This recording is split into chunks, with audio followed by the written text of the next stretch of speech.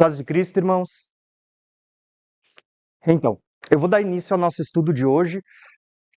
Esse estudo de hoje vai ser o nosso último desse ano. A gente vai fazer ele nessa sala aqui em cima, justamente pelo fato de que lá embaixo o pessoal vai estar ocupando, né? A gente está chegando no final do ano.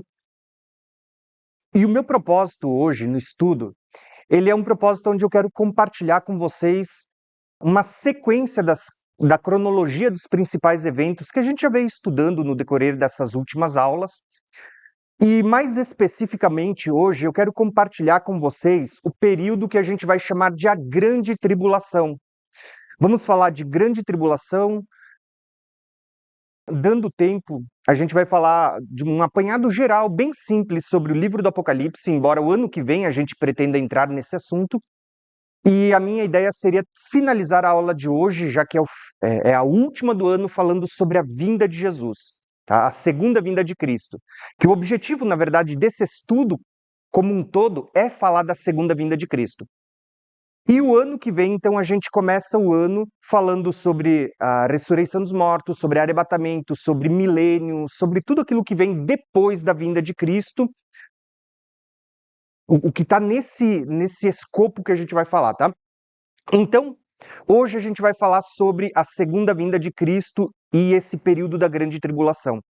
Lembrando que dentro do que a gente vai estudar, a gente já viu a primeira vinda, já falamos sobre a morte, sobre a ressurreição, sobre a ascensão de Cristo, a destruição do templo no ano 70, falamos sobre o tempo dos gentios, sobre o princípio das dores, sobre a última semana de Daniel, sobre a ascensão, a manifestação do anticristo, a sua destruição. E agora vamos falar um pouquinho sobre grande tribulação. Gente, pergunta que eu vou fazer para vocês, só para a gente interagir no que a gente está falando, tá? E aqui eu quero compartilhar com vocês, sempre dando toda a liberdade para vocês. Pergunta que eu faço: a igreja vai passar pela grande tribulação? Não. O que os irmãos acham? Por que eu faço essa pergunta? E aqui entra uma questão que a ideia não é em si um debate, mas sim despertar o estudo em vocês. Quando a gente fala de grande tribulação, a gente sabe que hoje existem diferentes interpretações sobre o momento do arrebatamento, que a gente vai falar isso também, acho que vai ser a primeira aula do ano que vem. E eu quero apresentar todas as visões para vocês, inclusive a visão da nossa igreja, o que está no estatuto da nossa igreja, e a gente vai conversar sobre todas essas visões, essas diferentes interpretações. Por que eu fiz essa pergunta? Porque é interessante a gente meditar, né? A igreja vai ou não passar pela grande tribulação? A gente tem textos bíblicos que falam com isso claramente ou não? Hoje eu vou ler textos para vocês e se alguém tiver qualquer dúvida, gente, o final é para questionar. Justamente, a gente está aqui no momento de estudo bíblico, que é o ambiente certo para a gente questionar, tá bom? Primeira coisa que eu quero mostrar para vocês é que o que a gente vai estar tratando hoje é justamente desse período aqui, ó, 3 anos e meio. Que a gente já falou um pouquinho sobre isso nas últimas 2 aulas, quando a gente falou da última semana de Daniel, quando eu falei da ascensão e da manifestação do anticristo, a gente já falou sobre esse período. Porém, hoje eu quero falar com um pouquinho mais de ênfase, falando sobre grande tribulação, um pouquinho sobre o livro do Apocalipse, que ele se concentra em grande parte nesse período também, e depois vamos falar sobre a segunda vinda de Cristo. Esse é o nosso 12º evento na lista dos eventos que a gente já vem estudando até hoje, a Grande Tribulação. Qual que é o texto base pelo qual a gente vai começar a estudar, então? Que é Mateus 24. Um texto muito conhecido. Mateus 24, o que ele diz para nós? Jesus, nesse texto, ele estava falando sobre diversos assuntos. Ele fala desde a destruição do templo no ano 70, dizendo que não sobraria pedra sobre pedra. Ele vai falar de coisas que aconteceriam no decorrer de toda a história da humanidade, desde a primeira vinda até a segunda vinda, quando ele fala assim que haveriam guerras, rumores de guerras, fomes, pestes, terremotos, mas ainda não era o fim. Então ele fala de várias coisas que sempre aconteceriam. Ele chega a comparar com uma mulher que está para dar à luz. Ele diz, olha, esses eventos são chamados de princípio das dores porque eles vão estar sempre durante a gravidez, mas vão se intensificar na última semana. Só que chega em determinado momento que Jesus ele vai citar o profeta Daniel. Então, ele cita várias porções de Daniel. Quando ele diz que o templo seria destruído, Daniel anunciou isso na profecia das 70 semanas. Quando ele diz assim, quando vocês virem o abominável da desolação do qual falou o profeta Daniel, ele está citando o profeta Daniel. E aqui no verso 21, vocês vão ver que ele novamente cita o profeta Daniel quando ele cita esse verso. Ele diz assim, ó, porque haverá então uma grande tribulação como nunca houve e nunca mais haverá. Irmãos, pergunta que eu faço para vocês. Aonde que está esse texto? Em Daniel 12. Daniel 12, verso 1, Daniel diz que naquele tempo se levantará Miguel e vai livrar todo aquele que tem o seu nome escrito no livro da vida, vai ser livre. Mas é um tempo de grande angústia como nunca houve. Veja que Jesus ele está citando a porção lá de Daniel, que eu já vou ler para vocês também. Então, a primeira coisa que eu quero dizer para vocês nesse texto, o que Jesus está deixando claro? Que vai haver um período que ele é descrito para nós como sendo o quê? Uma grande tribulação. Vai haver uma grande tribulação. O que a gente vai ver? Daniel, porque Jesus citou Daniel. Então, o que acontece no período dessa grande tribulação? Eu vou ler os primeiros versos aqui de Daniel, mas vocês vão ver o quão importante é essa passagem. Daniel declara o seguinte, né? Ele vai dizer assim, ó, que naquele tempo se levantará Miguel, o grande príncipe, que se levanta em favor dos filhos do teu povo, e haverá um tempo de angústia, o qual nunca houve desde que houve nação até aquele tempo. Perceba que é as palavras de Jesus, uma grande tribulação como nunca houve. Naquele tempo haverá um livramento para o teu povo, todo aquele que for achado inscrito no livro. Muitos dos que dormem no pó da terra ressuscitarão, uns para a vida eterna, outros para a vergonha e desprezo eterno. O que o texto diz para nós? Vai haver uma grande tribulação. Depois dessa grande aflição, o que acontece? Muitos dos que dormem no pó da terra ressuscitarão. Entenderam? Então a Bíblia fala de uma grande tribulação e fala de uma ressurreição depois dessa tribulação também. Agora, olha que interessante. O texto continua dizendo para nós assim, ó.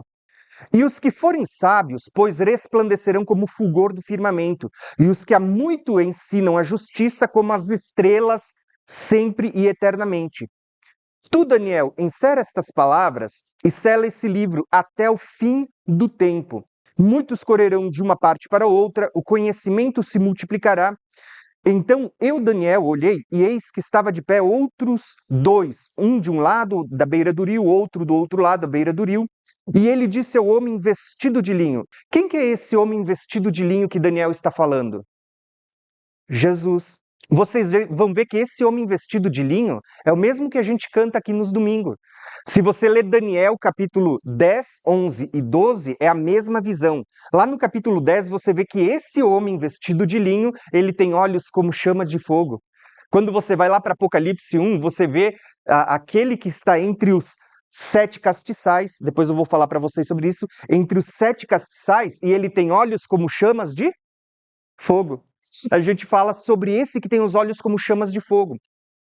Esse anjo aqui, que aparece em Daniel 10, aparece em Apocalipse 1, é o mesmo que aparece aqui em Apocalipse 12 e vai aparecer em outro texto que é Apocalipse 10, que eu vou mostrar para vocês de novo. É o mesmo.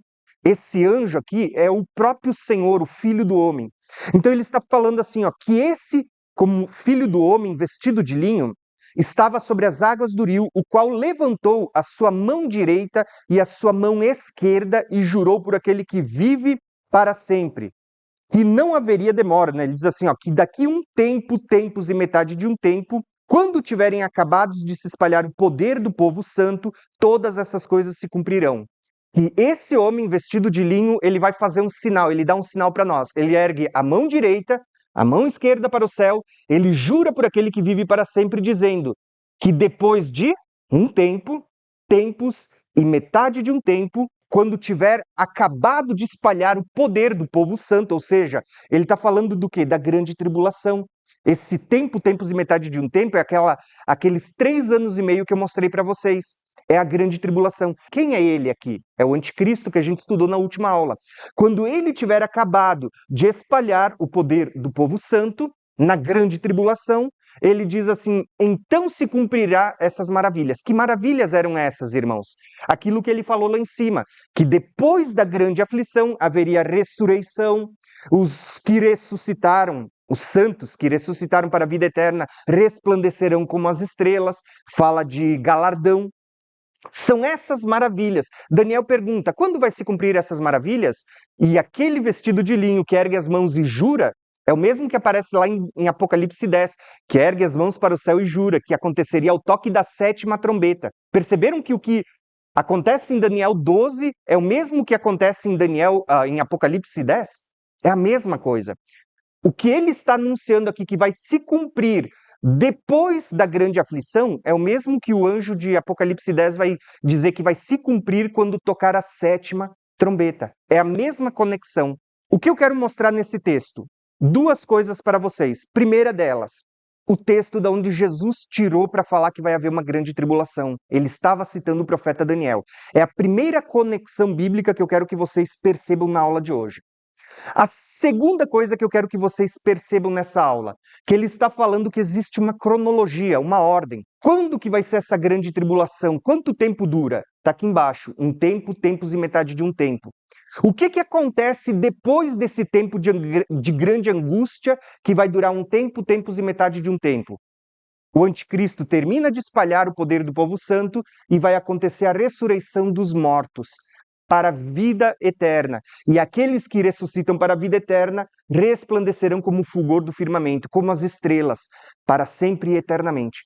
Perceberam que você tem uma cronologia de eventos acontecendo aqui? Nós vamos voltar para Mateus 24 e eu quero ler a continuidade desse texto para vocês entenderem o que estava sendo dito. Porque nesse tempo haverá uma grande tribulação, como desde o princípio do mundo até agora não tem havido e nem haverá jamais.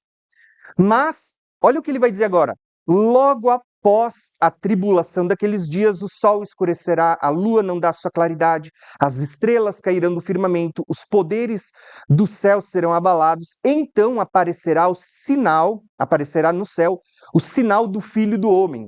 Todos os povos da terra se lamentarão e verão o Filho do Homem vindo sobre as nuvens do céu, com poder e grande glória, e ele enviará os seus anjos, com grande clamor de trombetas, aos quais reunirão os seus escolhidos dos 4 ventos de uma outra extremidade dos céus.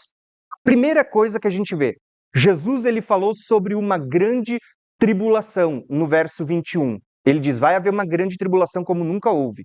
E ele diz no verso 29, depois daquela tribulação acontece o quê? Sinais no sol, na lua, nas estrelas, os poderes dos céus estão sendo abalados. Gravem isso na mente de vocês para a gente ir construindo uma ideia do que os textos bíblicos estão falando para nós, tá? Haverá todos esses sinais. Então, depois desses sinais, depois da grande tribulação, né, ele diz, após a tribulação daqueles dias, vai haver esses sinais. Depois desses sinais, o que ele diz? Vai aparecer no céu o sinal do Filho do Homem, e todos verão o Filho do Homem vindo. Olha a palavra vindo aqui, a vinda do Senhor acontecendo sobre as nuvens. E ele vai dar ordem aos seus anjos com som de trombeta para reunir os seus escolhidos. Se a gente somar com Daniel, o que está sendo dito aqui, visto que Jesus ele está baseando o discurso escatológico aqui no Monte das Oliveiras, lá em Daniel 12. Se a gente somar com Daniel, quando Jesus diz que ele vem sobre as nuvens, envia os seus anjos ao som de trombeta para reunir os escolhidos, o que está acontecendo na reunião dos escolhidos com base lá em Daniel 12? Pós a tribulação, lá está acontecendo o quê? Ressurreição. Conectaram? Em Daniel 12 diz que depois da grande aflição tem ressurreição. Aqui ele está falando que depois da grande tribulação as pessoas veem Jesus vindo sobre as nuvens e ao som de trombeta ele vai dar ordem aos anjos para recolher os escolhidos. O que está acontecendo depois da grande tribulação? Ressurreição também. Você percebe que é a mesma coisa que está sendo dito lá em Daniel, é o que está no contexto do que Jesus estava ensinando aqui nesse texto.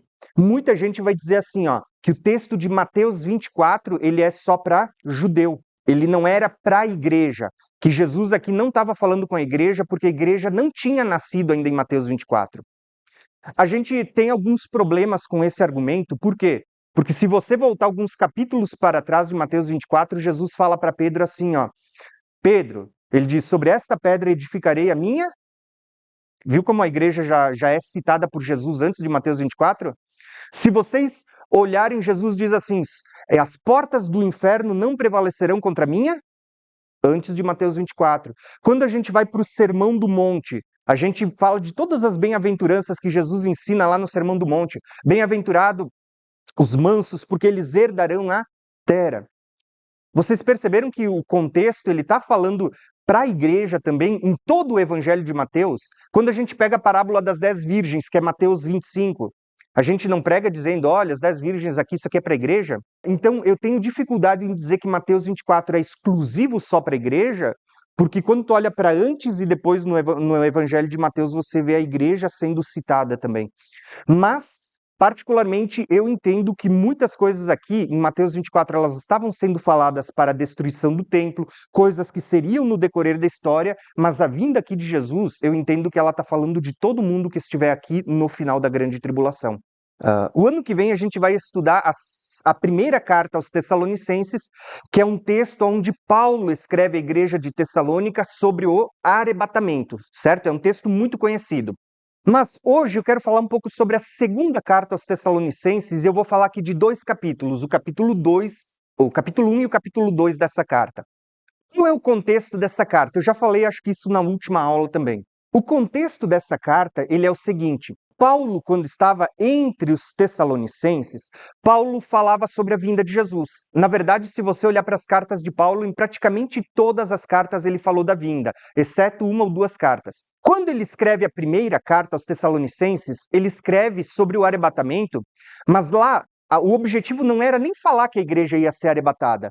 O objetivo da carta era consolar as pessoas que tinham perdido seus familiares. Então Paulo diz, eu quero que vocês se consolem uns aos outros com essas palavras, sabendo que nós não somos como os que não têm esperança, porque nós temos esperança. Ele diz, porque quando o Senhor vier, dada a ordem, a voz do arcanjo, o ressoar da trombeta de Deus, os que morreram em Cristo ressuscitam primeiro, depois nós, os que estivermos vivos, seremos arrebatados. Perceba que o contexto em que Paulo escreve a primeira carta era para consolar as pessoas que não sabiam o que acontecia com um familiar que morreu. E Paulo está explicando, os vivos e os mortos vão se encontrar de novo por ocasião da vinda de Jesus, ressurreição dos mortos e o arrebatamento. A primeira carta, Paulo escreve isso para consolar, tanto que o último versículo de 1 Tessalonicenses 4, ele diz, consolem-se uns aos outros com estas palavras. Era um consolo para as pessoas que tinham perdido seus familiares por causa da morte. Porém, quando chega na segunda carta, nós temos um problema que estava acontecendo em Tessalônica. Qual é o problema da segunda carta? Paulo havia pregado tanto sobre a vinda de Jesus, enquanto ele esteve entre os Tessalonicenses e depois, quando ele escreve a primeira carta, que depois que Paulo sai de Tessalônica, surgem algumas pessoas dizendo que eles estavam passando por tribulação, tá? Qual é o contexto dos Tessalonicenses? Eles estavam passando por uma tribulação. E aí surgem pessoas dizendo assim, gente, Jesus voltou e vocês foram deixados para trás. E aí os Tessalonicenses estão preocupados, dizendo, poxa, será que Jesus voltou e a gente foi deixado para trás?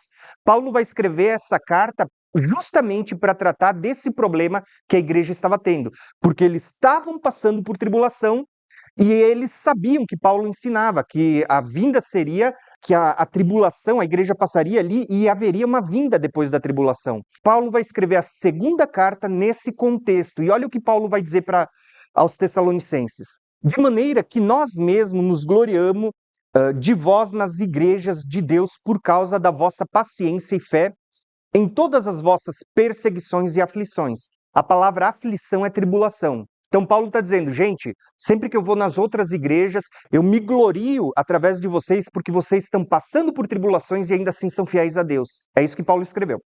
Só que olha o que Paulo vai dizer agora. Ó.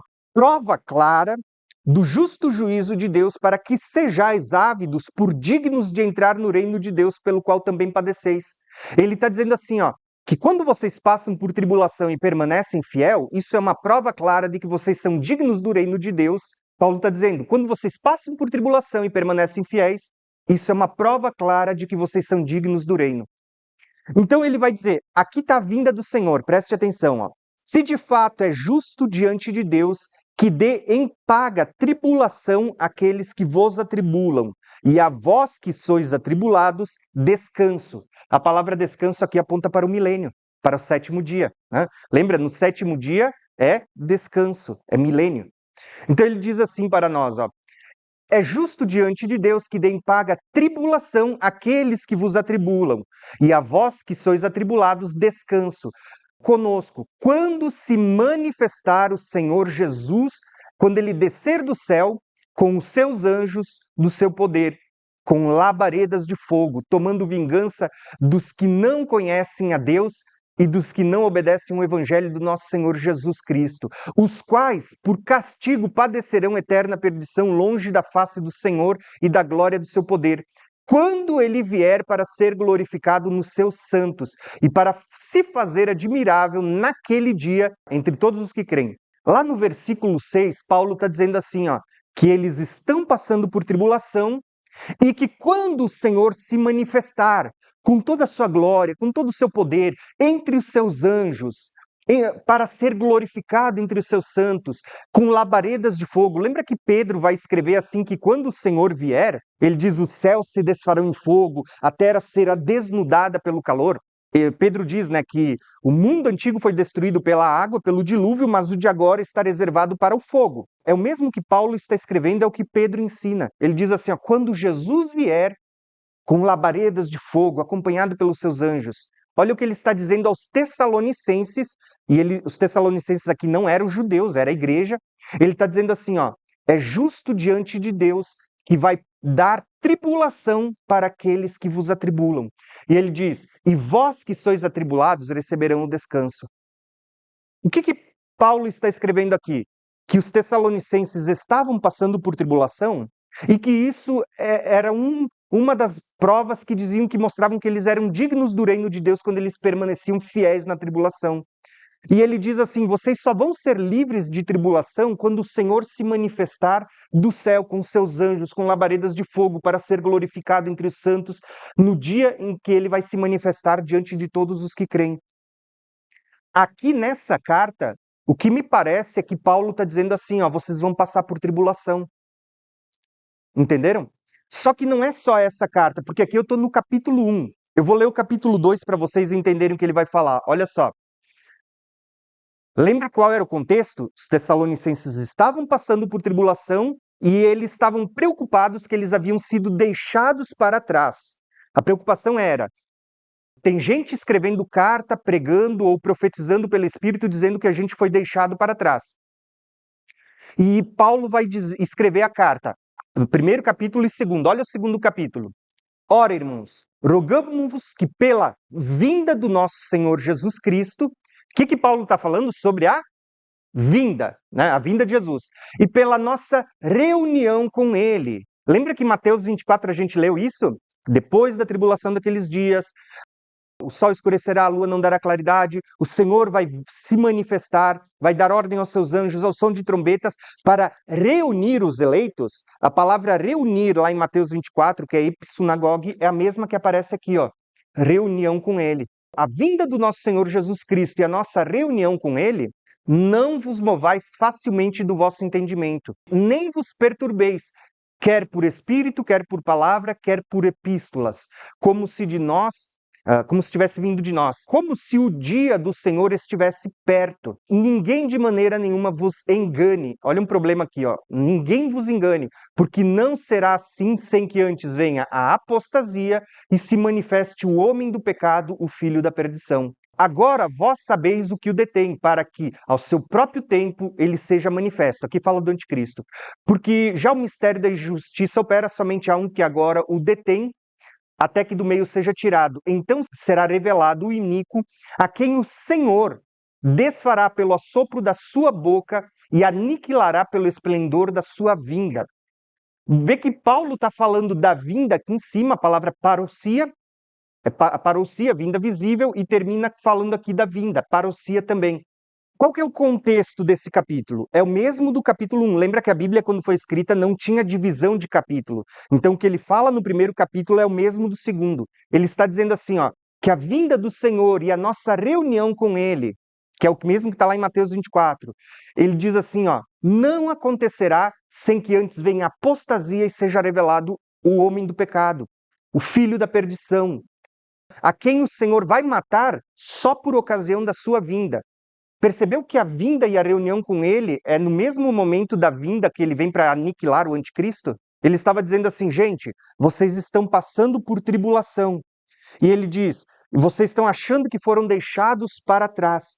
Ele diz, mas não é assim que a vinda vai acontecer. Ele diz assim, para Jesus voltar e a gente se reencontrar com ele diz, primeiro vem a apostasia, que apostasia não fala de arrebatamento, fala de um afastamento da fé.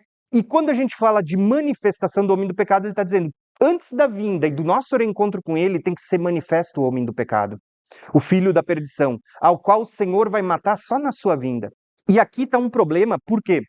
Porque existem várias teorias. Eu chamo de teoria porque nesse ponto eu não considero um argumento válido bíblico, tá? Vou falar para vocês. Primeiro, tá aqui, ó, apostasia. Apostasia, tem hoje quem ensina dizendo que apostasia é arrebatamento, que é como se fosse um afastamento. Eu não concordo com esse posicionamento e eu vou explicar por quê para vocês. Porque, independente da linha que você creia, a maioria das linhas sempre entendeu que apostasia era afastamento de Deus, afastamento da fé. Nunca ninguém pregou que era um arrebatamento, né? A não ser agora que tem surgido essa interpretação. Então, apostasia, nas palavras de Paulo, ele sempre tratou como sendo um afastamento da fé. Inclusive, nas outras cartas de Paulo, Paulo escreve assim, ó, que nos últimos dias o Espírito avisa expressamente que muitos apostatarão da fé, dando ouvido a doutrinas de demônios. Vocês percebem que a palavra apostasia na linguagem de Paulo, na aplicação de Paulo, era de quem estava se separando de Deus e não sendo separado do mundo? Quando Paulo vai falar de arrebatamento, ele já tinha escrito uma carta antes. Ele podia muito bem ter usado a palavra que ele usou em 1 Tessalonicenses, que era arpazo. Se ele quisesse falar que aqui, antes do homem do pecado, vinha o arrebatamento, ele podia ter usado a palavra arpazo, que é a mesma que ele usou uma carta antes para o mesmo povo, para não confundir. Mas quando ele fala de apostasia, é só você ler as cartas de Paulo e você vê que Paulo estava falando de afastamento da fé. Então esse é o primeiro ponto. O segundo ponto que a gente tem é essa palavra manifestação aqui, ó. Você vai ver aqui. Não será assim sem que antes seja manifesto o homem do pecado. A palavra manifestação aqui é Apocalipse. Só que você vai ver 3 vezes essa palavra manifestação. Uma aqui, você vai ver aqui embaixo de novo, ó, quando diz assim, ó, e agora vós sabeis aquele que o detém, que ao seu próprio tempo seja manifesto, de novo, e você vai ver a terceira vez aqui embaixo, revelado, ó, é a mesma palavra, só foi traduzido de forma diferente, mas é a mesma, ó. E então será revelado o iníquo. Tem pessoas que dizem assim, que o anticristo vai se manifestar 3 vezes. Uma quando ele nasce lá em cima, aqui embaixo quando ele está ali na metade da idade, quando ele, sei lá, está em formação, e só que no final é que ele vai se revelar na grande tribulação. Basicamente, eu também discordo dessa teoria, tá? Mas eu quero apresentar para vocês saberem que ela existe, tá? Porque o nosso objetivo aqui é um estudo bíblico, então é legal a gente tratar das diferentes visões. Só para a gente encerrar esse texto e avançar, o que Paulo tratou no primeiro e no segundo capítulo aos Tessalonicenses? Ele estava dizendo para os Tessalonicenses o seguinte: irmãos, vocês estão passando por tribulação. Vocês ouviram dizer que porque vocês estão passando por tribulação, Jesus já veio e vocês foram deixados para trás. O que Paulo escreve no primeiro capítulo e ele continua no segundo? Ele diz, não será assim, porque vocês vão receber alívio da tribulação quando o Senhor se manifestar com os seus anjos, com poder, em labaredas de fogo. E ele diz, e Deus vai retribuir com tribulação aqueles que vos atribulam, na sua vinda. No segundo capítulo, ele ainda continua dizendo, ele diz, antes da vinda do Senhor e a nossa reunião com ele, tem que vir a apostasia e tem que ser revelado o homem do pecado, enfim, o anticristo, aqui a besta, ao qual o Senhor vai matar só lá no final, quando ele vier na sua vinda. Então, quando a gente olha para essa carta aos Tessalonicenses, de novo você está vendo o mesmo que a gente viu lá em Mateus 24 e em Daniel.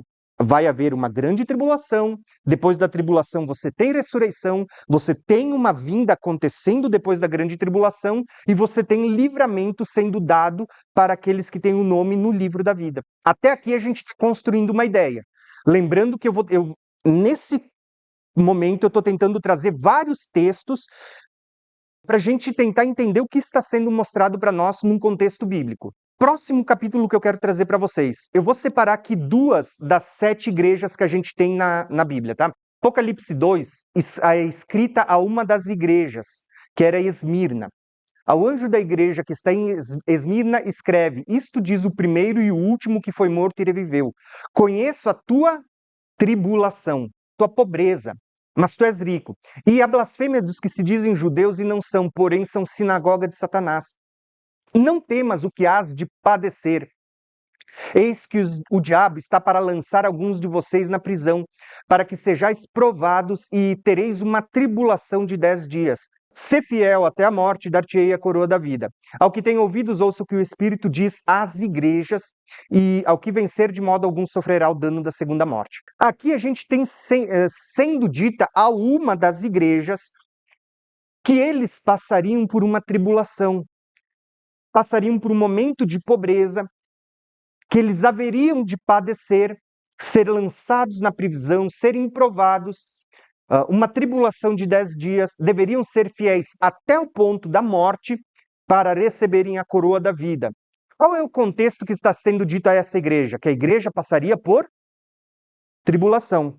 Aí você vai para outra igreja, olha só, eu já vou mostrar esse mapa aqui para vocês porque eu quero explicar um contexto para vocês entenderem.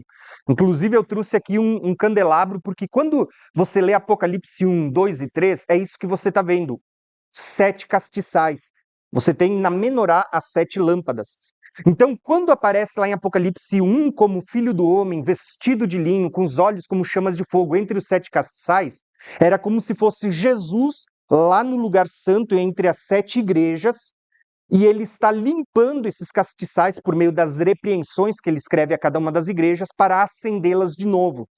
E você vê que quando chega na segunda igreja, que é o que a gente leu, ele está dizendo para a segunda igreja: vocês vão passar por uma tribulação, muitos vão ser presos, e ele diz: sejam fiéis até a morte. Ele está falando aqui na segunda igreja. Só que quando chega na igreja do meio, olha só que interessante, gravem essa ideia porque eu vou mostrar para vocês daqui a pouco.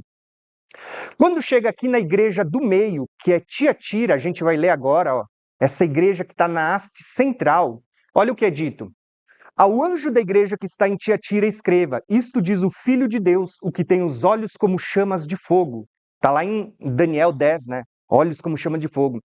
Seus pés eram semelhantes a latão reluzente. Conheço as tuas obras, o teu amor, a tua fé, o teu serviço, a tua perseverança. Sei das últimas obras e que elas são numerosas, são mais do que as primeiras. Mas tenho contra ti que toleras uma mulher chamada Jezabel.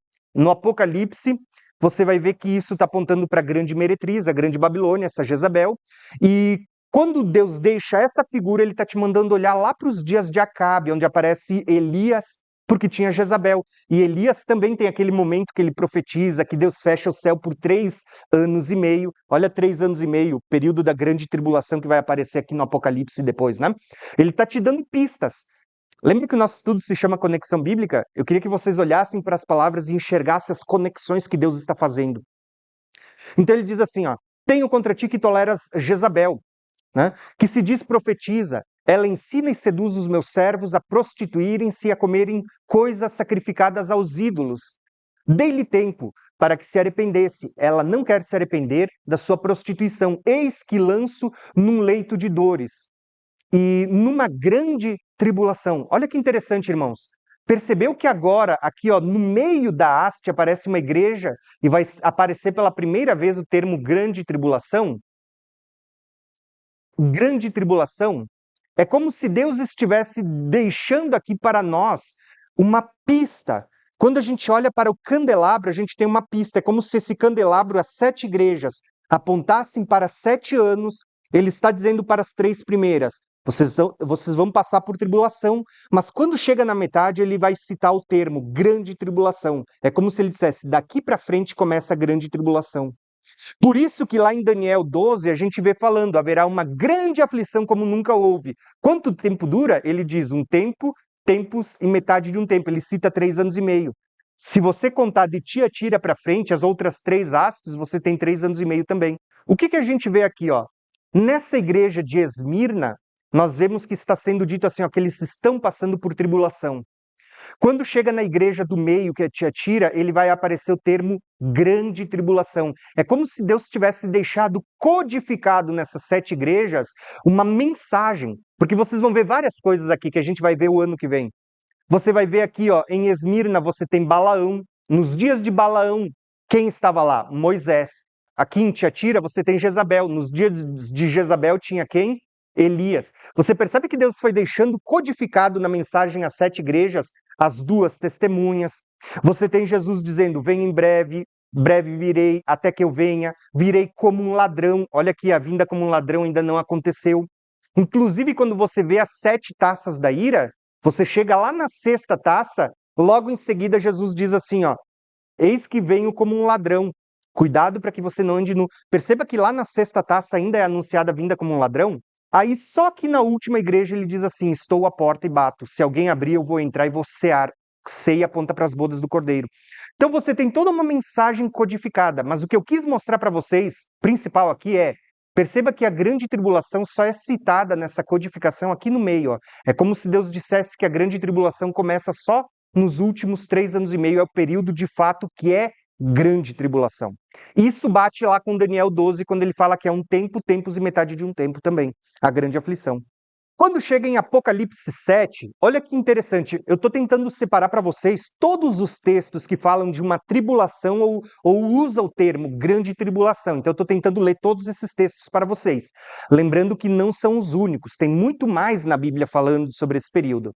Olha o que vai dizer Apocalipse 7 para nós. Olha como esse texto é precioso. Depois disso, olhei, diante de mim estava uma grande multidão que ninguém podia contar, que veio de todas as nações, tribos, povos e línguas. Essa grande multidão veio da onde, irmãos? Do mundo inteiro. Eles estavam de pé diante do trono e do cordeiro.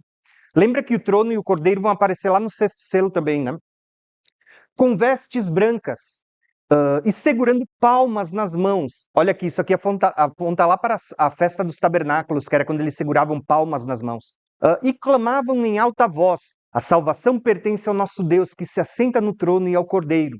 Então, um dos anciãos de dias, um dos anciões, ele vai fazer uma pergunta, ó: quem são estes que estão vestidos de branco e de onde vieram? Olha a resposta. Eu respondi: Senhor, tu sabes. E ele disse: estes são os que vieram da grande tribulação, porque lavaram as suas vestes e branquearam no sangue do Cordeiro.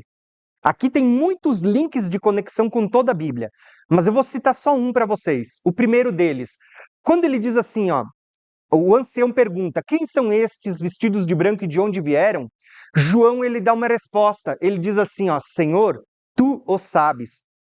Vocês sabiam que essa resposta aqui é a mesma que aparece lá no Vale de Ossos Secos, que eu mostrei para vocês nas aulas anteriores? Deus pergunta para Ezequiel, filho do homem: poderão voltar a reviver esses ossos? E lembra do que Ezequiel responde? Senhor, tu o sabes. É a mesma conexão. Vocês veem como Deus deixou uma conexão. Se vocês olharem Ezequiel, Deus manda ele comer um livrinho, que era doce na sua boca, amargo ao seu ventre. João, no capítulo 10, o anjo vai dizer para ele: come um livrinho, é doce na sua boca, amargo no seu ventre. Deus estava deixando uma conexão perfeita entre esses 2 personagens, no Velho e no Novo Testamento, para mostrar que eles estavam falando do mesmo momento. O Vale dos Ossos Secos, quando aqueles ossos, o osso se gruda no osso, cresce tendão, cresce carne, vem a pele por cima, é a ressurreição dos mortos acontecendo, irmãos. Vale dos Ossos Secos aponta para a ressurreição dos mortos. E lá vai dizer assim, ó, que aquela multidão se tornou um grande exército. Aonde que está o grande exército? Ali, ó, a grande multidão vindo de todos os povos, tribos, línguas e nações. E da onde que eles vêm? Olha a resposta. São estes que vieram de uma grande tribulação. Perceberam que a grande multidão que vai estar diante de Deus vem da grande tribulação? eu estou mostrando para vocês textos bíblicos, não são todos que a Bíblia abarca, ela tem muito mais, mas eu estou mostrando aqui alguns dos principais. Porque eu queria mostrar o seguinte para vocês até agora. E eu vou parar a tribulação aqui. Tem muito mais que eu poderia falar para vocês, mas como eu queria falar um pouco do Apocalipse e da vinda de Jesus, ainda na aula de hoje, para a gente encerrar o ano, eu vou parar por aqui com os textos da tribulação. E depois, no final, se vocês quiserem, a gente pode fazer perguntas e respostas. Mas, basicamente, todos os textos que a gente falou até agora, eles dizem uma coisa para nós. Eles dizem que vai haver uma tribulação. Segundo Daniel 12, essa tribulação ela é de um período de um tempo, tempos e metade de um tempo. Uma grande aflição como nunca houve. Segundo Mateus 24, vai haver uma grande tribulação como nunca houve e nunca mais haverá.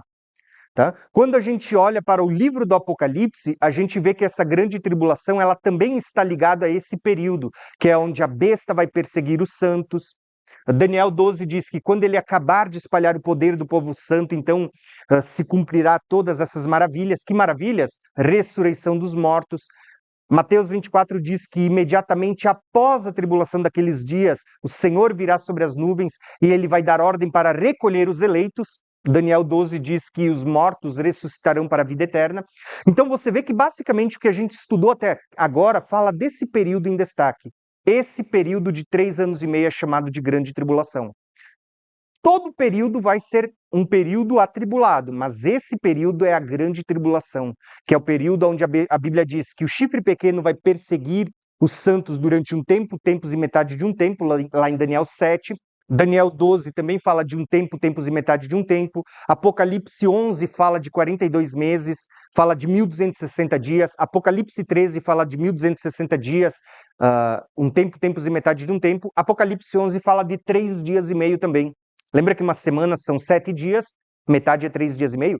Todos os textos estão apontando que uma grande tribulação de 3 anos e meio. Tá? Então, basicamente, isso é o que eu queria compartilhar hoje com vocês sobre a grande tribulação. Eu quero falar um pouco agora sobre o livro do Apocalipse, de maneira bem resumida, porque a gente vai ter aulas o ano que vem para falar sobre isso.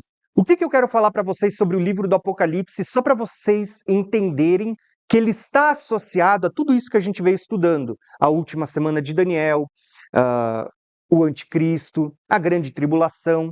No livro do Apocalipse você vai ter tudo isso aqui, ó. Você vai ter um mapa descrito de coisas que vão acontecer nesse livro. Aqui eu trouxe até um mapa que eu quero compartilhar com vocês, gente. Depois, se vocês quiserem, depois quem quiser pode pegar, pode olhar, sem problema nenhum, tá? Vocês já viram esse mapa? Isso aqui é um resumo do dispensacionalismo, que é uma das doutrinas que a gente vai conversar o ano que vem. Inclusive, a nossa igreja hoje, aqui a Igreja Brasil para Cristo, ela tem no seu estatuto como sendo uma visão dispensacionalista. Então, basicamente, isso aqui é um resumo do dispensacionalismo, tá? Onde a gente tem como se fosse a história da humanidade dividida em dispensações. Só que quando chega no finalzinho da dispensação, aqui você tem o período da grande tribulação sendo descrito, inclusive o livro do Apocalipse sendo retratado de uma maneira linear. Por que eu quis mostrar esse mapa para vocês, irmãos? Particularmente, eu não tenho nenhum problema contra dispensacionalismo, deixo claro isso, tá, para vocês, até porque por muito tempo eu também fui dispensacionalista.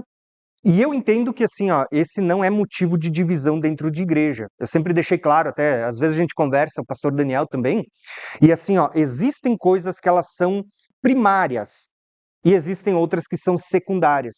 O que é primário e que a gente não pode divergir? Algumas coisas. Primeiro, a Bíblia fala que Jesus vai voltar, e essa vinda ela é física e literal. Isso é primário, irmãos. Vai haver ressurreição dos mortos, isso é primário também. E ressurreição da carne, ressurreição do corpo, isso é primário. Vai haver arrebatamento, tudo isso é primário, a gente não pode discutir. O anticristo vai ser destruído, vai haver milênio, tudo isso são coisas primárias. O que é secundário? Quando que essas coisas vão acontecer? Qual que é a ordem? Isso muitas vezes é secundário, isso não deveria trazer divisão em nenhum lugar, nenhuma igreja, entendeu? Então, indiferente da visão, são coisas secundárias, tá?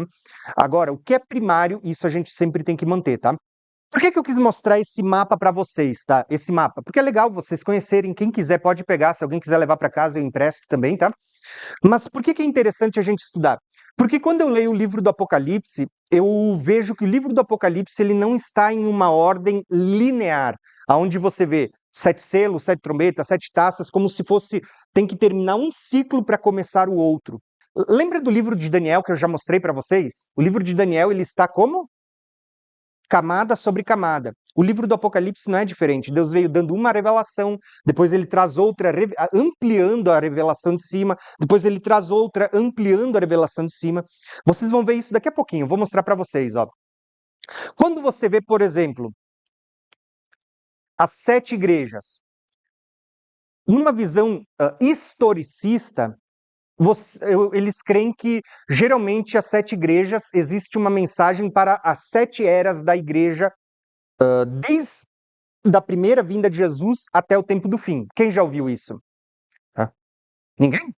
O pessoal chega a dizer assim, ó, a primeira igreja apontava para o período dos apóstolos, a segunda igreja apontava para a patrística, tu pega a igreja do meio, que era Tiatira, ali fala do período da Idade Média, que é chamada da Idade das Trevas, você pega as últimas 2 igrejas aqui, depois de Sardes em diante você tem o período da Reforma, a partir de Filadélfia você tem o período agora do evangelismo, quando começam as igrejas pentecostais e tudo mais, e a última igreja que a gente está vivendo, muitos dizem que é Filadélfia, onde Jesus diz, estou à porta e bato, né? Que ele está dizendo, eu estou chegando.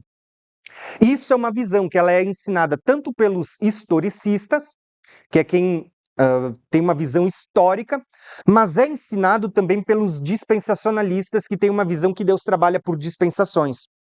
E eu não tenho nada contra essa visão, pelo contrário, é uma forma interessante de você olhar para a mensagem codificada nas igrejas também.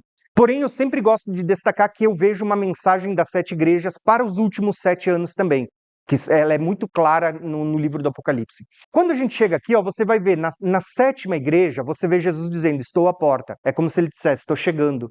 Agora vai começar as bodas, a ceia.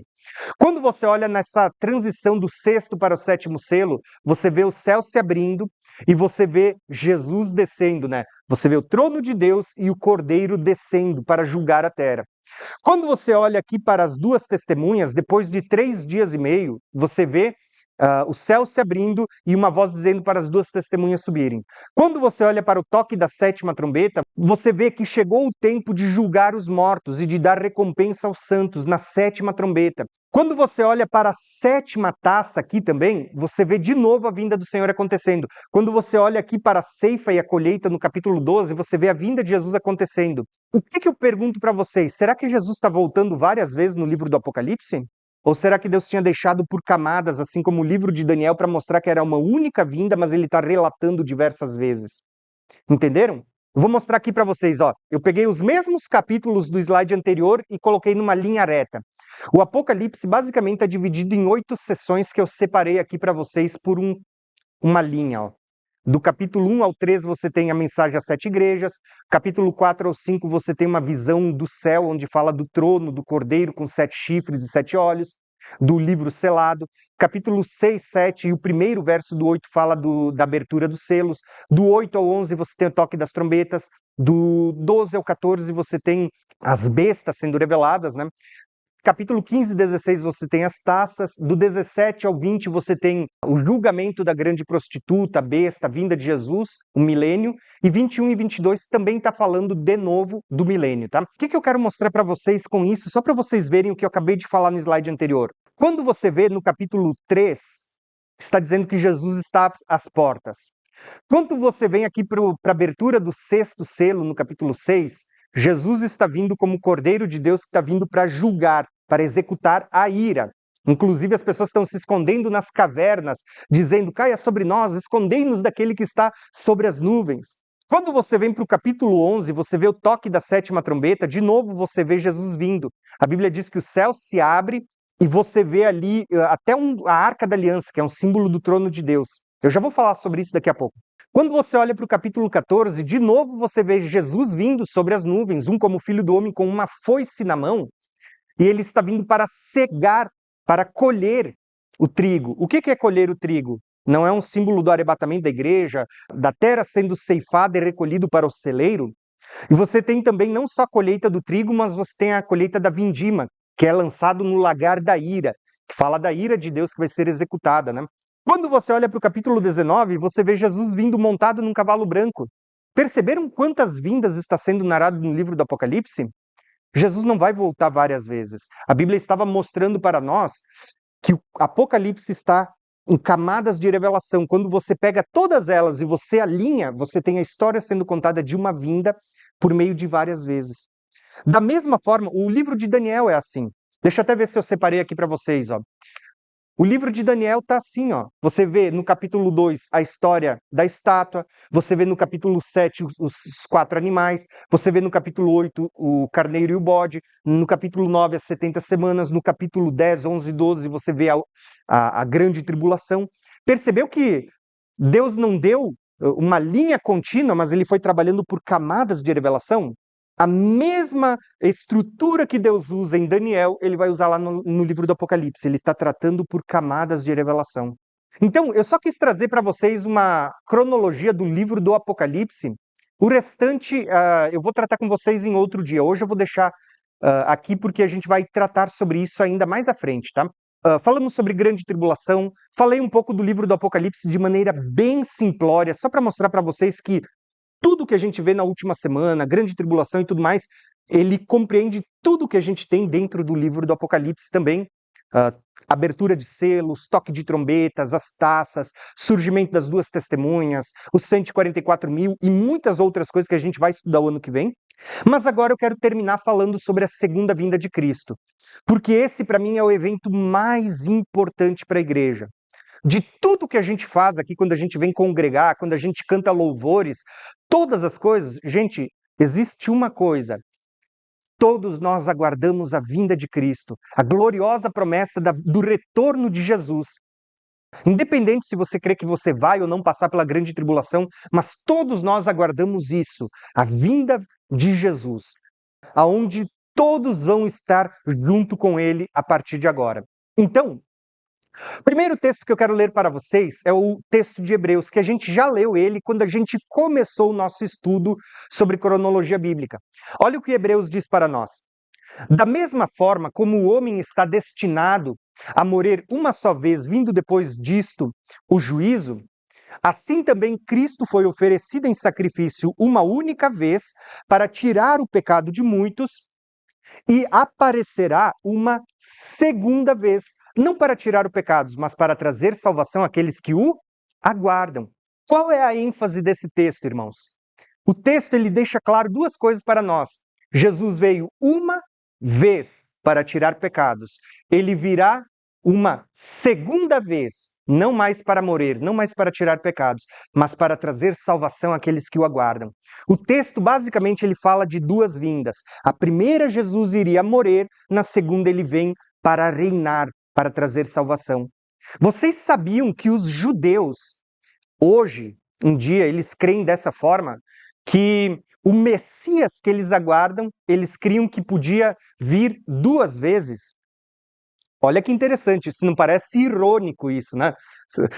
Sabe, seria até engraçado se não fosse triste isso, irmãos. Os judeus, eles chegam a ensinar que a vinda de Jesus podia se dar em duas vindas, né? A primeira, Jesus poderia vir como Ben Yosef, né? Filho de José. E a segunda vinda como Ben David, que é o filho de Davi. Aí você vê eles dizendo assim que a primeira vinda, Jesus, o Messias, poderia vir montado num jumentinho, mas na segunda ele viria montado num cavalo. Irmãos, é engraçado porque os próprios judeus que creem que a vinda do Messias podia estar dividida em dois, como filho de José ou filho de Davi, montado num jumentinho ou montado num cavalo, eles não reconheceram o filho de José que veio montado num jumentinho na sua primeira vinda. Vocês percebem isso? Só que o que Paulo está ensinando? Ele diz assim: Jesus veio a primeira vez e veio para tirar pecados, mas da segunda ele vai vir para trazer a salvação. Daniel, ele ensinou isso lá nas 70 semanas. Depois das 62, o ungido vai ser morto Ele vai ser morto, mas quando você continua lendo, ele diz assim: depois da última semana virá o assolador até o fim que lhe está decretado. O fim do assolador é na segunda vinda de Cristo. A gente tem muitas profecias falando da segunda vinda, mas eu separei aqui apenas alguns textos para vocês, tá? Algumas coisas que eu quero mostrar para vocês. Primeiro, parousia. Sempre que a gente lê a Bíblia, você vai encontrar a palavra vinda, manifestação, revelação. Você tem algumas palavras que falam disso. A primeira delas é parousia, que fala de uma manifestação da presença, uma volta futura, uma volta visível de Jesus no céu. Então, sempre que vocês encontrarem a palavra vinda e essa palavra for parousia, ela está falando do que, irmãos? De uma vinda visível de Jesus, de uma manifestação visível no céu, onde todo mundo verá. Detalhe, essa parousia, todo mundo, independente de quem é pré, de quem é mid, de quem é pós, todo mundo entende que a parousia é no final da grande tribulação, tá bom? Então, só para deixar claro para vocês, independente da linha de interpretação, todo mundo entende que quando aparece a palavra parousia, fala da manifestação visível de Jesus, que é como quando um rei se manifesta na sua chegada. Depois a gente tem outras palavras. A gente tem epifania, né, ou epifaneia, que é uma aparição, uma manifestação também. Segundo o dicionário de Strong, diz assim que é o grandioso retorno do Senhor no céu para a terra, onde ocorrerá a vinda de Cristo. Nós temos a palavra episunagogue, que é uma reunião em algum lugar, uma assembleia. Lembra que Jesus diz que ele vai dar ordem aos seus anjos ao som de trombeta para reunir? A palavra reunir é episunagogue, é uma reunião. Temos a palavra apostasia, que fala de separação ou deserção. Depois temos harpazo, que fala de arrebatar. Temos a palavra apocalipse, que fala de revelar ou de manifestar também. Mas de todas essas palavras, e todas elas a gente já leu em algum momento até agora nos textos, a que eu quero dar destaque para vocês é a palavra parousia. Porque parousia fala de uma vinda, uma volta futura e visível de Jesus no céu, aonde vai acontecer a ressurreição, julgamento final, estabelecimento formal do glorioso reino de Deus. Isso quem diz não sou eu, é o dicionário de Strong, tá? O que é parousia, ou quando ela acontecerá, irmãos? A parousia, segundo todos os intérpretes, basicamente é isso aqui, ó, é a vinda visível e gloriosa de Jesus depois da grande tribulação. É a manifestação da presença, a vinda, a chegada, tá? Então, sempre que a gente lê um texto que aparecer a palavra parousia, está falando desse evento aqui, ó, tá? Então vamos ler os textos bíblicos agora. O primeiro texto que eu quero ler para vocês é o texto de Tessalonicenses 2. Eu não vou ler todo porque a gente já leu, só vou citar ele para vocês, tá? Olha aqui, irmãos. Já expliquei esse texto anteriormente, mas esse texto ele diz assim: irmãos, nós rogamos a vocês que pela vinda do nosso Senhor Jesus Cristo e a nossa reunião com ele. A palavra vinda aqui é o quê? Parousia. A palavra aqui embaixo vai aparecer vinda de novo, ó. O Senhor descerá do céu e vai matar o anticristo com o sopro da sua boca, no esplendor. A palavra esplendor aqui é o quê? Epifania, a palavra que a gente acabou de ler. Epifania. Ó, então é pelo esplendor ou pela manifestação da sua vinda. A palavra vinda é parousia. Aqui está falando da vinda depois da grande tribulação, uma manifestação visível. Aqui embaixo também, o próprio contexto já diz isso para nós, que é quando ele vai matar o anticristo, né? Mas esse texto está falando de parousia de Jesus. Eu até deixei aqui para vocês na aula passada, basicamente o texto de 2 Tessalonicenses, ele está dizendo o seguinte para nós: irmãos, quanto à vinda do Senhor e a nossa reunião com Ele, tá? A nossa reunião com Ele, ela não acontecerá sem que antes venha a apostasia, seja manifesto o homem do pecado, a quem o Senhor matará na sua vinda, ó, a sua vinda, parousia. Isso aqui é parousia, tá bom? Porém, a gente vai encontrar essa palavra parousia em muitos lugares, não é apenas aqui. Preste atenção em Lucas 21. Lucas 21 está em paralelo com Mateus 24, tá? E haverá, então, sinais no sol, na lua, nas estrelas. Isso aqui não é o que acontece lá em Mateus 24? É o mesmo texto. Não é o que acontece também lá na abertura do sexto selo em Apocalipse, capítulo 6? Quando o sexto selo é aberto, o sol escurece, a lua não dá claridade, as estrelas caem do céu como figo verde. Olha ali, ó. Aparecerá sinais no sol, na lua e nas estrelas. a terra em angústia das nações, em perplexidade pelo bramido das ondas do mares. Os homens desmaiarão de terror na expectação das coisas que sobrevirão ao mundo, porque as virtudes do céu serão abalados, os poderes do céu sendo abalados. Então verão o Filho do Homem vindo nas nuvens com poder e grande glória. Presta atenção, porque aqui eu gosto de falar, porque aqui a gente vê a vinda de Cristo. Ele diz, ora, quando estas coisas começarem a acontecer, o que Jesus está dizendo para nós? Olhem para cima, levantem as vossas cabeças, porque a vossa redenção está próxima. O que Jesus está dizendo? Gente, sol vai escurecer, a lua não vai dar claridade. Ele diz, os poderes dos céus estão se abalando, as ondas do mar, os bramidos estão começando a invadir a terra. E ele está dizendo, quando isso começar a acontecer, ele diz assim, ó, vocês comecem a olhar para cima, porque vocês vão ver a vossa redenção. A redenção aqui fala da vinda de Cristo. Então, diferente do mundo que está se apavorando, está se escondendo nas cavernas, dizendo, caia sobre nós, escondendo-nos daquele que está vindo sobre as nuvens, a orientação para a igreja é, quando vocês virem o sinal no sol, Jesus disse, né, imediatamente após a tribulação daqueles dias, vocês vão ver isso, ele diz, então vocês verão o Filho do Homem vindo sobre as nuvens. Jesus está deixando um exemplo aqui para que quem passar pela grande tribulação e chegar até o final e ver tudo se apagando no céu, para não se apavorar, mas pelo contrário, olhar para cima, porque é esse o momento que vocês vão ver Jesus vindo sobre as nuvens.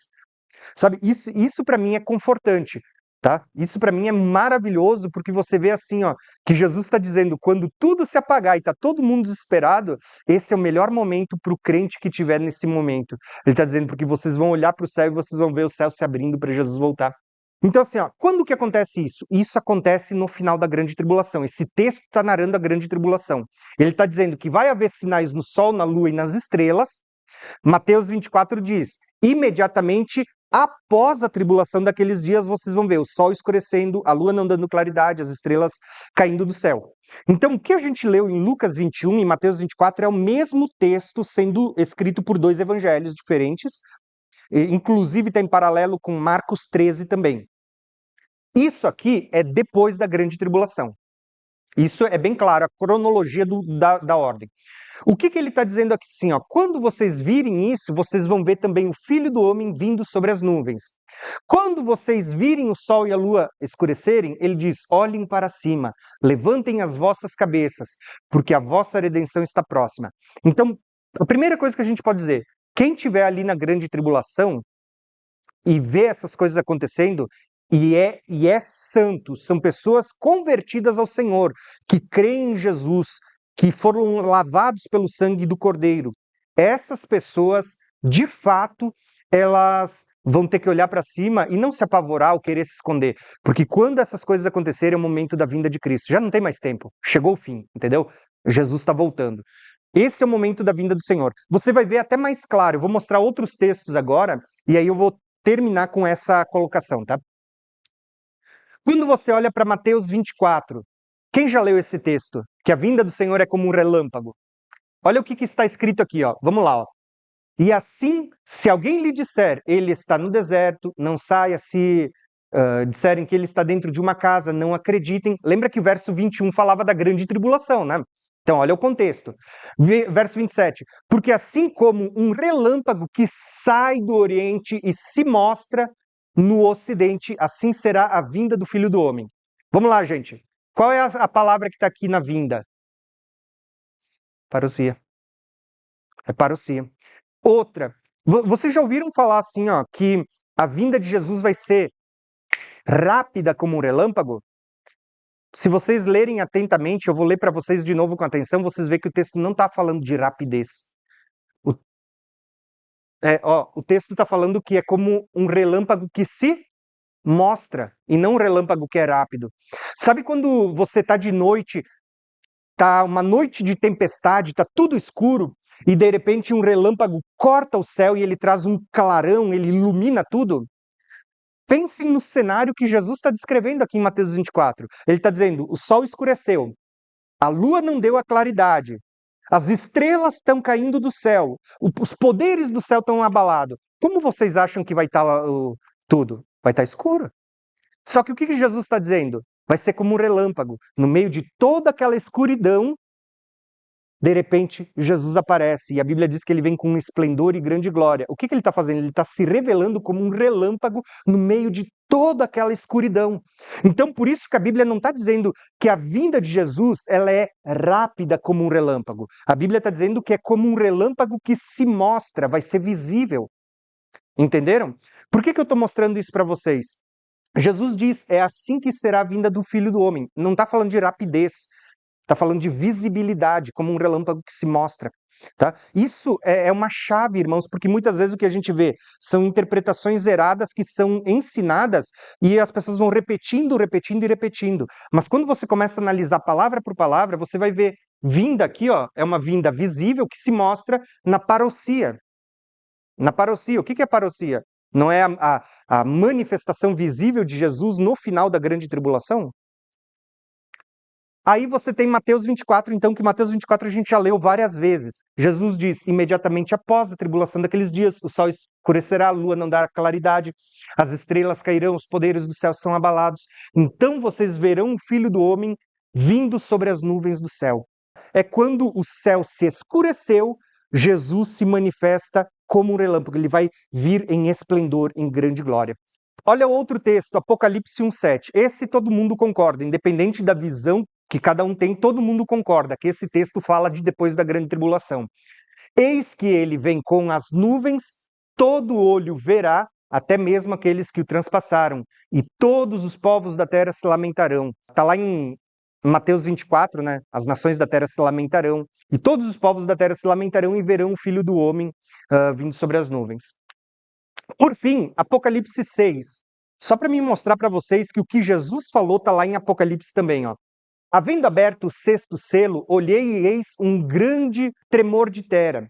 O sol tornou-se negro como saco de silício, a lua tornou-se como sangue, as estrelas caíram do céu como quando uma figueira lança de si os seus figos verdes. Vocês lembram que em Mateus 24, Jesus, depois de contar sobre a vinda, ele conta a parábola da figueira? Aqui no sexto selo você vê os mesmos sinais e você vê o que ele estava falando da parábola da figueira. A figueira está apontando para esses sinais também. Então ele diz assim, ó, as estrelas caíram do céu como quando uma figueira lança de si os seus figos verdes abalados por um forte vento. O céu recolheu-se como um pergaminho que se enrola. Todos os montes e ilhas foram revolvidos dos seus lugares. Os reis da terra, os grandes, pequenos, os tribunos, os poderosos, todos os servos e livres, se esconderam nas cavernas, nas rochas, nas montanhas, e diziam aos montes, aos rochedos, caiam sobre nós, escondei-nos do rosto daquele que está sentado no trono, é o Pai, aqui é o Pai, aquele que está sentado no trono, e da ira do Cordeiro, o Filho, porque é vindo o grande dia da sua ira, e quem poderá subsistir? Perceberam que Mateus 24, quando Jesus diz que o sol escurece, a lua não dá claridade, Jesus está voltando, é o mesmo que está aqui na abertura do sexto selo?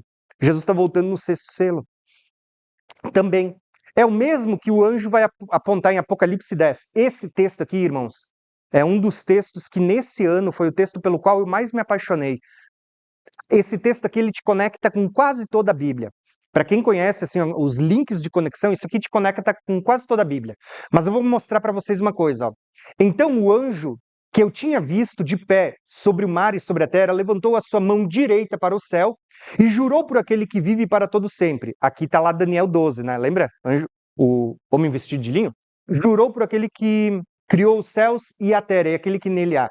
A terra e tudo que nela há, o mar e tudo aquilo que neles há. Quando ele faz esse juramento, ele está apontando para os 7 dias da criação. Céu, a terra, as coisas que tudo neles há, tá? E ele diz assim, ó, não haverá mais demora, mas nos dias em que o 7º anjo estiver para tocar a sua trombeta, vai se cumprir o mistério de Deus, da forma como ele anunciou aos seus servos os profetas. Irmãos, vou perguntar para vocês, qual é o mistério, tá? Gente, qual é o mistério que vem sendo anunciado por todos os profetas, desde Gênesis até Apocalipse? Qual é o mistério que está sendo anunciado? É a vinda de Cristo, irmãos. Isso aqui está profetizado em todos os lugares. Lembra de Noé? Jesus não diz, a vinda do Senhor é como nos dias de Noé? Não está lá em Gênesis? Vai ser como nos dias de Ló? Está lá em Gênesis. Você vai ver Moisés, uma das duas testemunhas, não está lá em Êxodo. Eu poderia vir por livro da Bíblia mostrando para vocês como em todos os livros, você vê que eles estão apontando para o livro do Apocalipse e eles estão apontando para esse mistério que Deus veio anunciando desde o princípio. Porque a Bíblia diz que Deus anuncia o fim, o Apocalipse, desde o princípio. Vai se cumprir. Agora, esse anjo diz, vai se cumprir o mistério nos dias da sétima trombeta. Olha que lindo isso, irmãos. Agora, que mistério é esse? Eu vou mostrar para vocês. Esse anjo ele ergue as duas mãos para o céu, ele ergue a mão e jura. Isso aqui está lá em Daniel 12. Então ele nos conectou com o tempo daquela grande aflição que Daniel falou, e ele também nos conectou com a ressurreição que acontece depois da grande tribulação. Ele está dizendo assim, ó, no toque da sétima trombeta, vai acontecer o final da grande tribulação e vai acontecer também aquela ressurreição que está lá em Daniel 12. Está aqui, ó, no toque da sétima trombeta. Quando a gente olha para a palavra mistério, lembra que ele está dizendo vai se cumprir o mistério anunciado pelos servos e profetas. Você olha para os profetas, quando você olha aquele livro na mão do anjo, aquele livro aparece lá em Ezequiel. Então você tem que olhar para o profeta Ezequiel para ver o que ele está falando. Lá no profeta Ezequiel você não tem o vale dos ossos secos? Está se cumprindo aqui, ó, no toque da sétima trombeta. Quando você olha para esse anjo que está envolto de uma nuvem e está com as pernas como coluna de fogo, para o que isso está apontando? Lá para o Êxodo. No Êxodo, Deus não tira o povo do Egito com um monte de pragas, e quem acompanha o povo na saída é uma coluna de nuvem e uma coluna de fogo? Está aqui nas pernas desse anjo. Ó. Não tinha lá o anjo do Senhor que acompanhou o povo, tirando eles do Egito, para conduzir para fora do Sinai? No livro do Apocalipse, eu gravei um vídeo essa semana lá no meu canal. Está acontecendo o último êxodo. A Bíblia fala do último êxodo. Eu vou fazer essa pergunta só para saber. Vocês sabiam que a Bíblia fala de um último êxodo acontecendo no tempo do fim? Quem sabia disso? Ninguém? É só vocês lerem o Novo Testamento, vocês vão ver que Paulo, o autor de Hebreus, a carta aos Coríntios, eles estão falando de um último êxodo, onde tudo o que aconteceu lá no êxodo vai voltar a acontecer de novo. Vocês veem aqui, ó, as mesmas coisas que acompanhou o povo na saída do Êxodo, está aqui no livro do Apocalipse também. Então aqui a gente teria muitas figuras. Você vê o arco celeste sobre a cabeça desse anjo, aponta lá para os dias de Noé. Lembra do dilúvio, quando Deus estabelece esse arco? Você vê os 7 trovões, você vê... Aqui, ó, você tem muita figura. Esse anjo é o próprio Jesus, esse anjo aqui, tá? De Apocalipse 10. Quando você vê a terra e o mar, tá apontando para povos, tribos, línguas e nações, mas está apontando lá para o Oriente Médio também. Esse anjo tem muita revelação, mas ele está dizendo aqui, ó, que o mistério anunciado por todos os servos e profetas vai acontecer no toque da sétima trombeta. Aí eu pergunto para vocês, quais são os mistérios? Está falando da vinda de Jesus, está falando de ressurreição dos mortos, está falando dos santos receberem o reino, está falando dos reinos do mundo passando a ser do nosso Senhor e do seu Cristo, está falando do momento que os mortos receberão galardão. Os mistérios, o próprio Paulo vai usar esse mistério e talvez vocês nunca tenham percebido. Ó.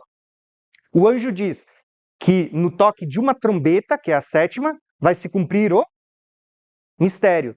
Paulo não escreve exatamente isso aqui lá em 1 Coríntios 15? Eis que vos digo um mistério. Nem todos dormiremos, mas todos seremos transformados ao som da última. Perceberam? Tá linkado com festa de trombetas também, tá? E está linkado com o jubileu, que é a última trombeta que tocava uma vez a cada 50 anos. Essa era a última trombeta que Paulo fala lá. Não tem a ver com jogos romanos, não tem a ver com Olimpíadas.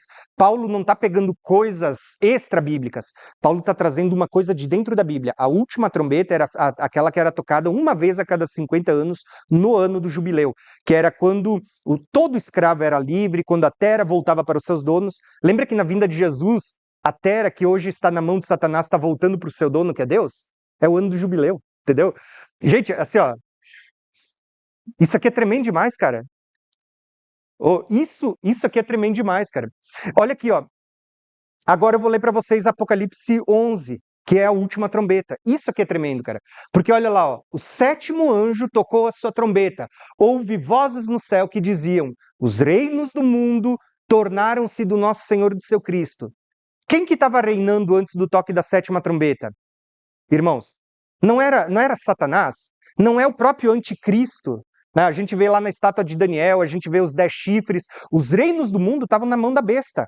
Mas aqui no toque da sétima trombeta, a Bíblia diz, os reinos do mundo passaram a ser do nosso Senhor, o Pai, e do seu Cristo, e ele reinará para todo sempre. E os 24 anciões que estavam assentados nos seus tronos, diante dele, de Deus, né, prostraram-se sobre os seus rostos, adoraram a Deus, dizendo, graças te damos, Senhor, Deus Todo-Poderoso, que eras, que és, porque assumistes o teu grande poder e começastes a reinar. Olha que lindo isso, irmãos. O texto diz que eras e que és. Percebeu que em todo Apocalipse ele está dizendo assim, ó, que eras, que és e que há de vir? Aqui ele não usa mais a expressão que há de vir. Por quê? Porque a vinda está acontecendo aqui no toque da sétima trombeta. Então ele diz que era, que és, mas agora assumiu o teu grande poder e começastes a reinar.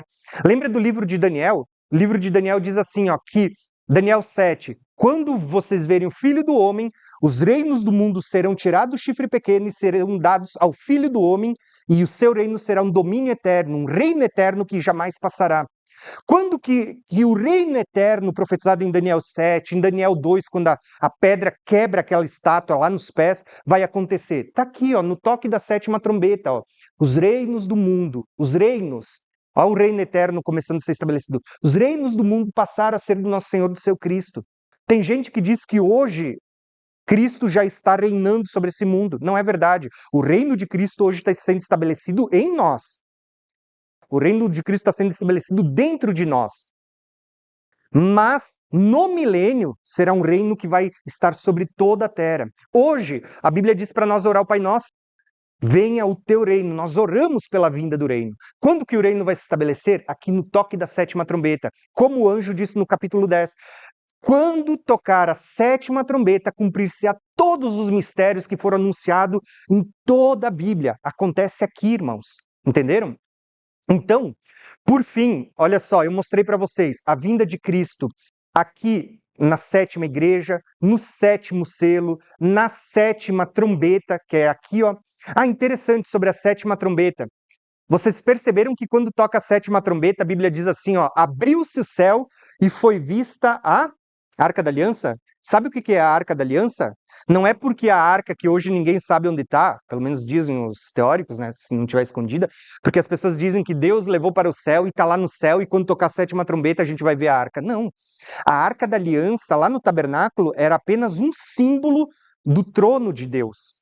Era um símbolo do trono de Deus, que você vai ver os 4 varões, onde os sacerdotes pegavam, 4 sacerdotes carregavam ela sobre os seus ombros, era uma figura que apontava para quando você olha para os 4 querubins que estão abaixo do trono de Deus.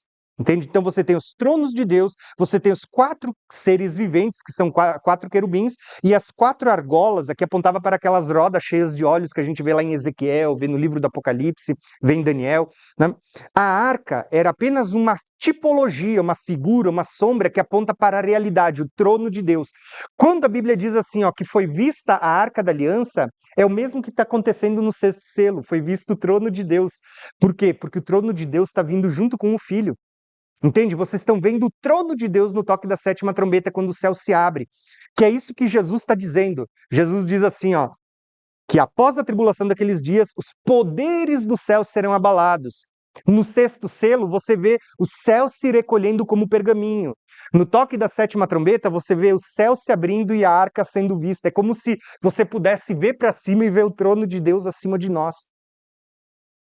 Em todos esses textos, você está vendo aqui a vinda de Cristo acontecer.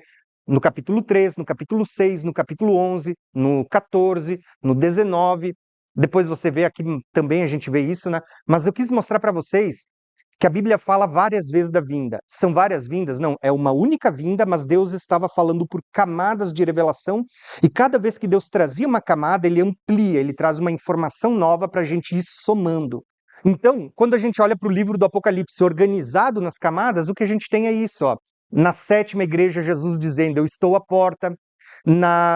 Depois do 6º selo, nessa transição para o 7º, você vê Jesus, aquele que era, que é e que há de vir, que está sentado no trono e o cordeiro vindo para executar a ira. Você vê as duas testemunhas ressuscitando, você vê o toque da sétima trombeta, você vê a arca da aliança, você vê a colheita das sementes.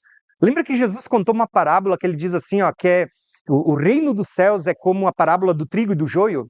Ele diz assim, ele explica, vocês conhecem essa parábola, mas no final Jesus dá a explicação, ele diz, isso é o que vai acontecer na consumação dos séculos. Ele diz, porque a semente é a palavra, aquele que lançou a semente é o próprio Jesus.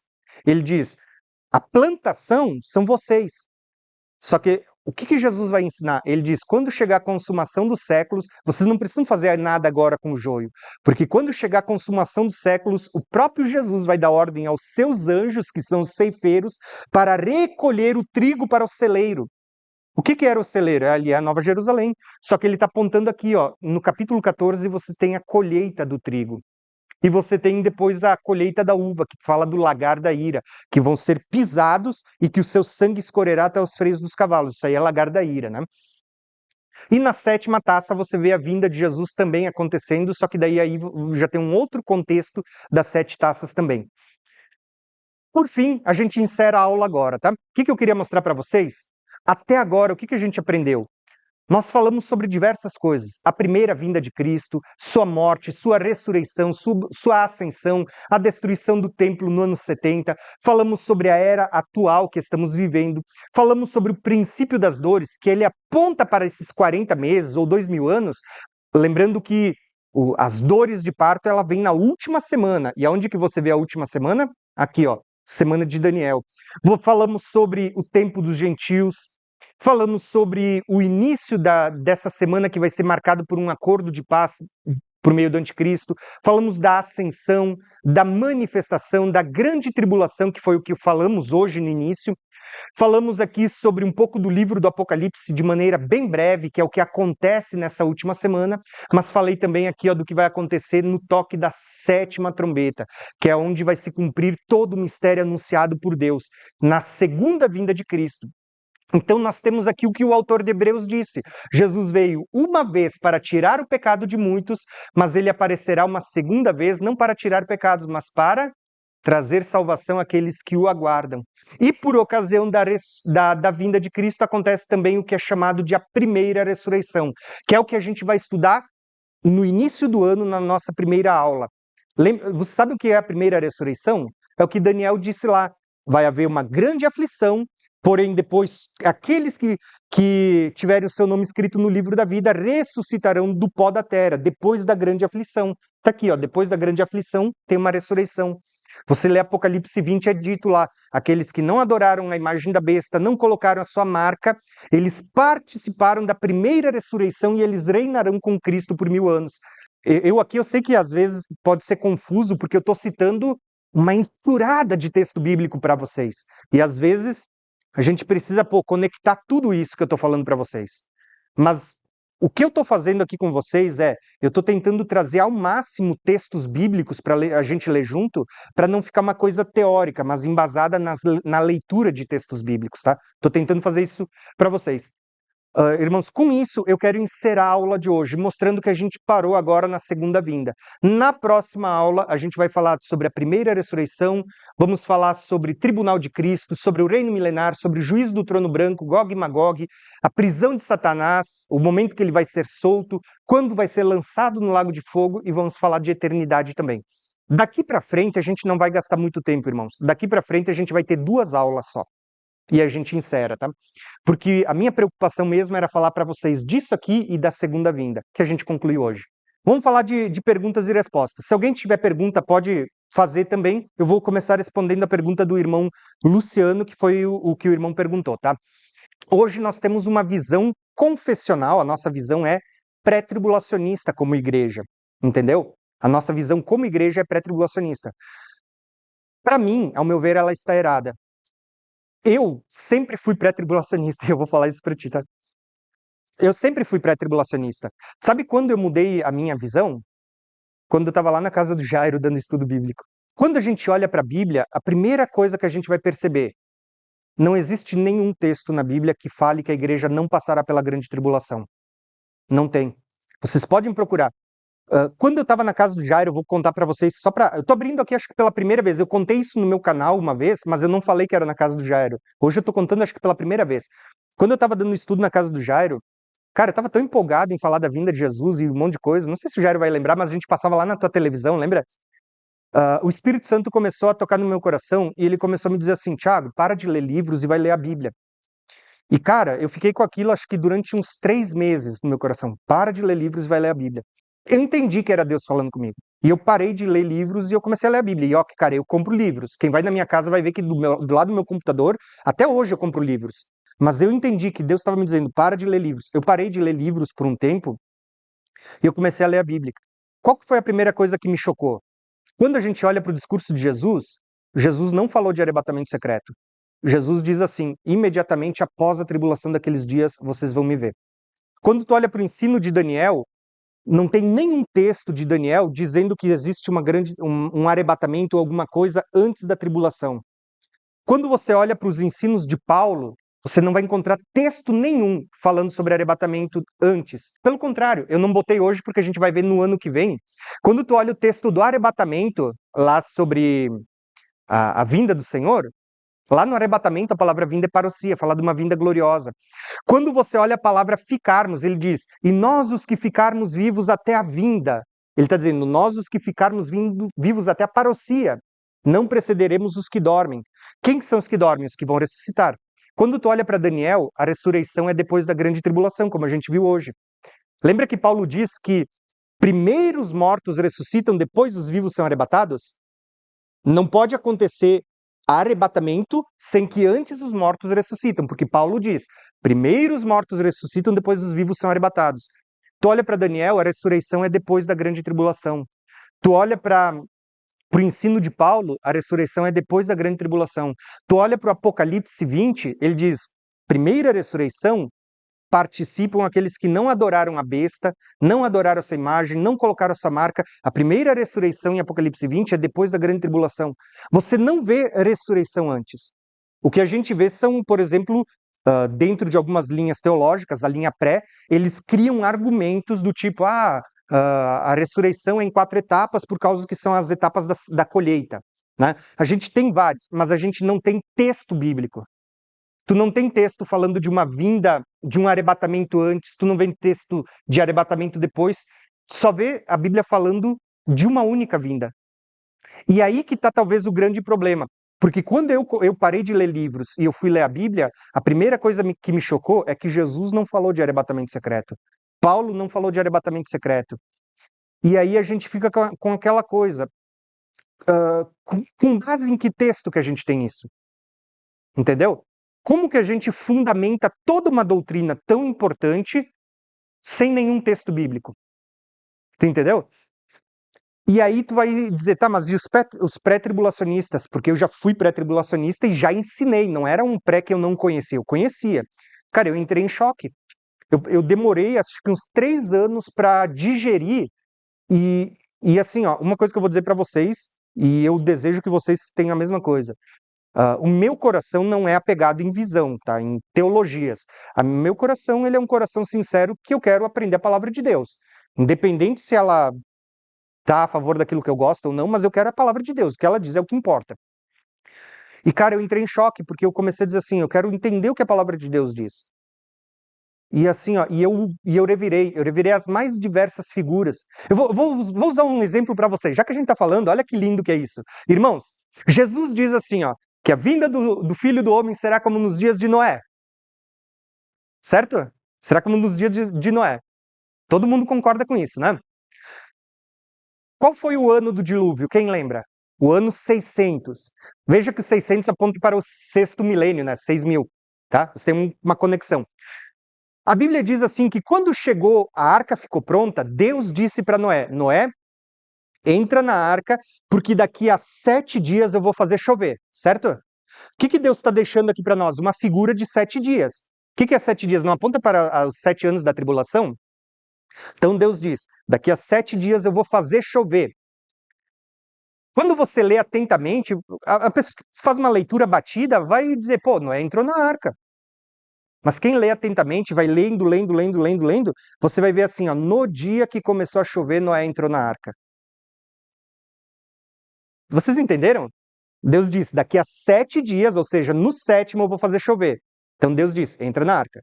Quando você lê, a Bíblia diz assim, no dia que veio as águas do dilúvio, no dia que começou a chover, Noé entrou na arca. Quando que Noé entrou na arca? Foi 7 anos, no primeiro dia ou no sétimo? Foi no sétimo. Aí, mesmo que as pessoas digam, não, mas eu não enxergo isso, a leitura é difícil e tudo mais. Tá, beleza. Mas então vamos para uma outra interpretação da arca de Noé. O que é o arrebatamento tipificado na Arca de Noé? Não é quando a arca sobe, não é uma figura da igreja subindo? A arca subiu 7 dias antes ou a arca subiu no sétimo dia quando veio a chuva vai fazer a arca subir? Vocês entenderam que o arrebatamento, até nas tipologias que a gente vê, eles estão no sétimo dia, eles não estão no primeiro? Eu vou citar aqui uma coisa que eu ouvi essa semana, só que eu tenho ouvido esse argumento ah, na linha pré, e aqui eu quero deixar claro, na linha pré tem muito irmão sincero, tem muito irmão inteligente, tá? Tem muita gente estudiosa. Eu mesmo era um cristão sincero, né? Um cristão estudioso que estava na linha pré, cria assim e ensinava, e não era nenhum herege por isso. Como eu disse, existem coisas que são primárias, a vinda de Jesus, a ressurreição e tudo mais. A ordem eu acho que é secundário. É lógico que é importante a gente saber, mas se alguém pensar diferente, ninguém vai perder salvação por isso. Mas eu sempre tenho ouvido as pessoas dizerem assim, ó, que a natureza da igreja não nos permite estar aqui na grande tribulação, porque a igreja é a noiva de Cristo. E Deus iria deixar a sua noiva ser açoitada. Vocês já ouviram esse argumento? Eu, quando era pré, eu não só ouvia, como eu também falava isso. Mas aí eu vou dizer para vocês, quando eu fui analisar qual que é a natureza da igreja, gente, eu fico surpreso quando a gente repete isso, porque chega a ser meio vergonhoso. Por exemplo, qual que é a natureza da igreja? Jesus diz, no mundo vocês terão, a palavra aflição é tribulação. Olha a natureza da igreja aí, no mundo vocês vão ter aflição. Quando vocês saírem do mundo, quando eu vier, quando eu tirar vocês, beleza, mas até lá, no mundo vocês terão aflições. Quando Jesus derrama o Espírito Santo, ele diz assim, ó, e serão minhas testemunhas. Né?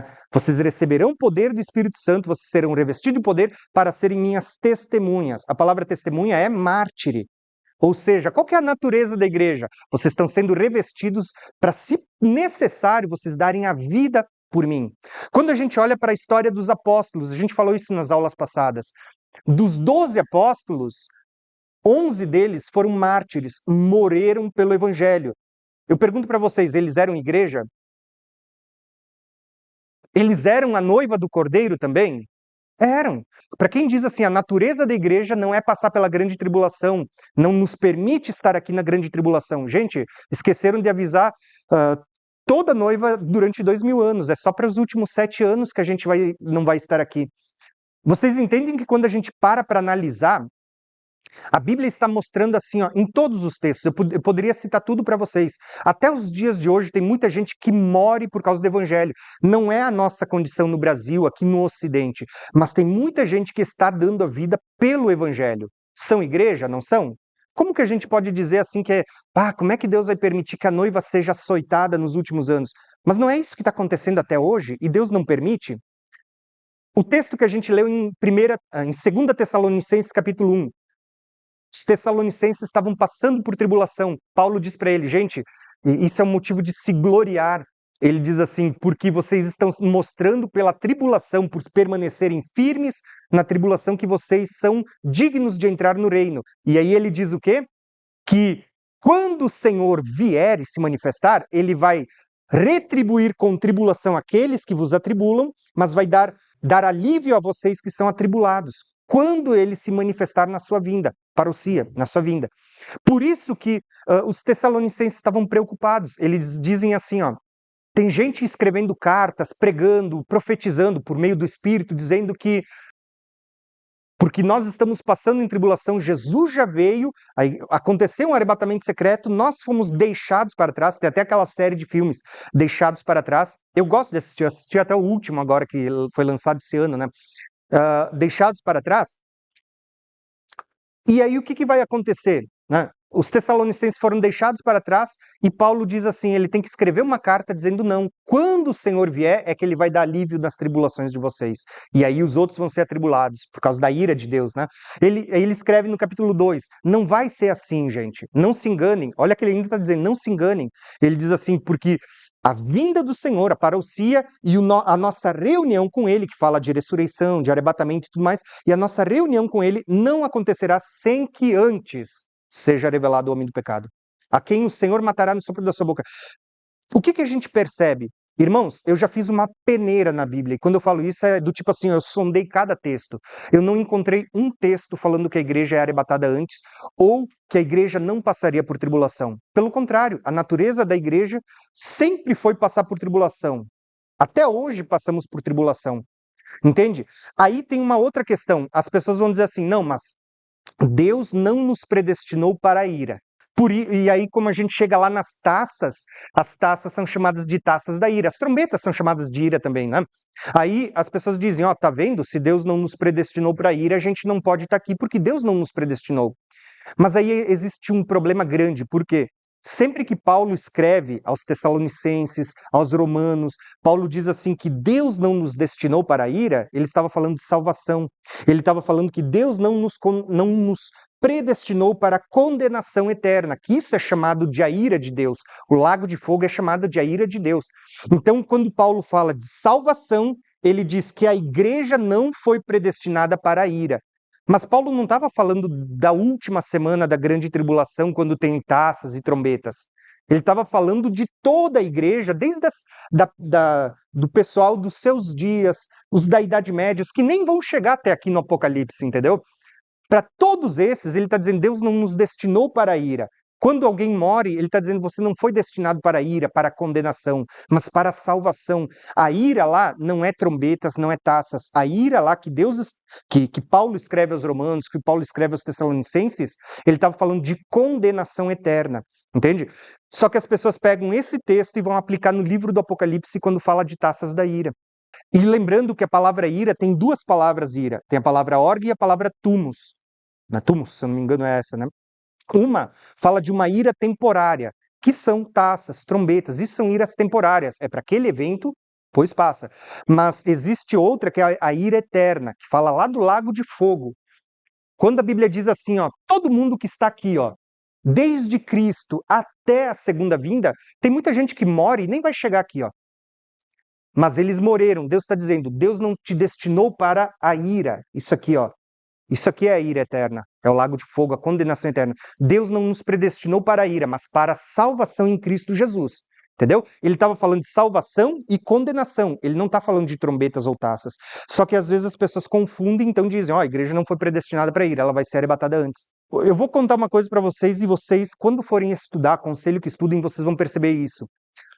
A linha pré-tribulacionista não tem um único texto falando de um arrebatamento secreto ou de que a igreja não passará pela grande tribulação. Então, o que eu vou falar por mim porque eu estava ali, eu era pré-tribulacionista e eu sempre ensinei isso também. Então, o que eu falo é com propriedade, não é uma crítica a outros irmãos, tá? Mas o que a gente vê na linha pré-tribulacionista?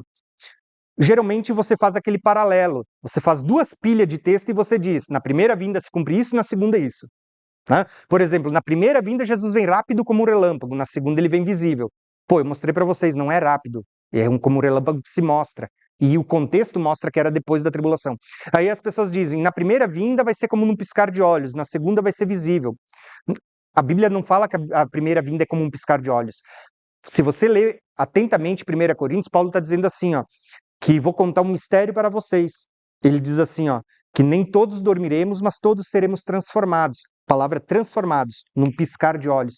Ele está dizendo que o nosso corpo corruptível vai ser transformado num corpo de glória, num abrir e fechar de olhos, num átomo, num momento. Ele não falou do arrebatamento, embora ali está descrevendo a ressurreição e o arrebatamento também, estão acontecendo ali. Mas o que ele disse que foi rápido como um piscar de olhos é a transformação do corpo. Entenderam? Então, assim, o que eu quero mostrar para vocês? O que eu quero terminar dizendo? O que é importante de fato? É saber que Jesus vai voltar, que vai haver uma tribulação, que vai haver anticristo, que vai haver ressurreição, que vai haver arrebatamento.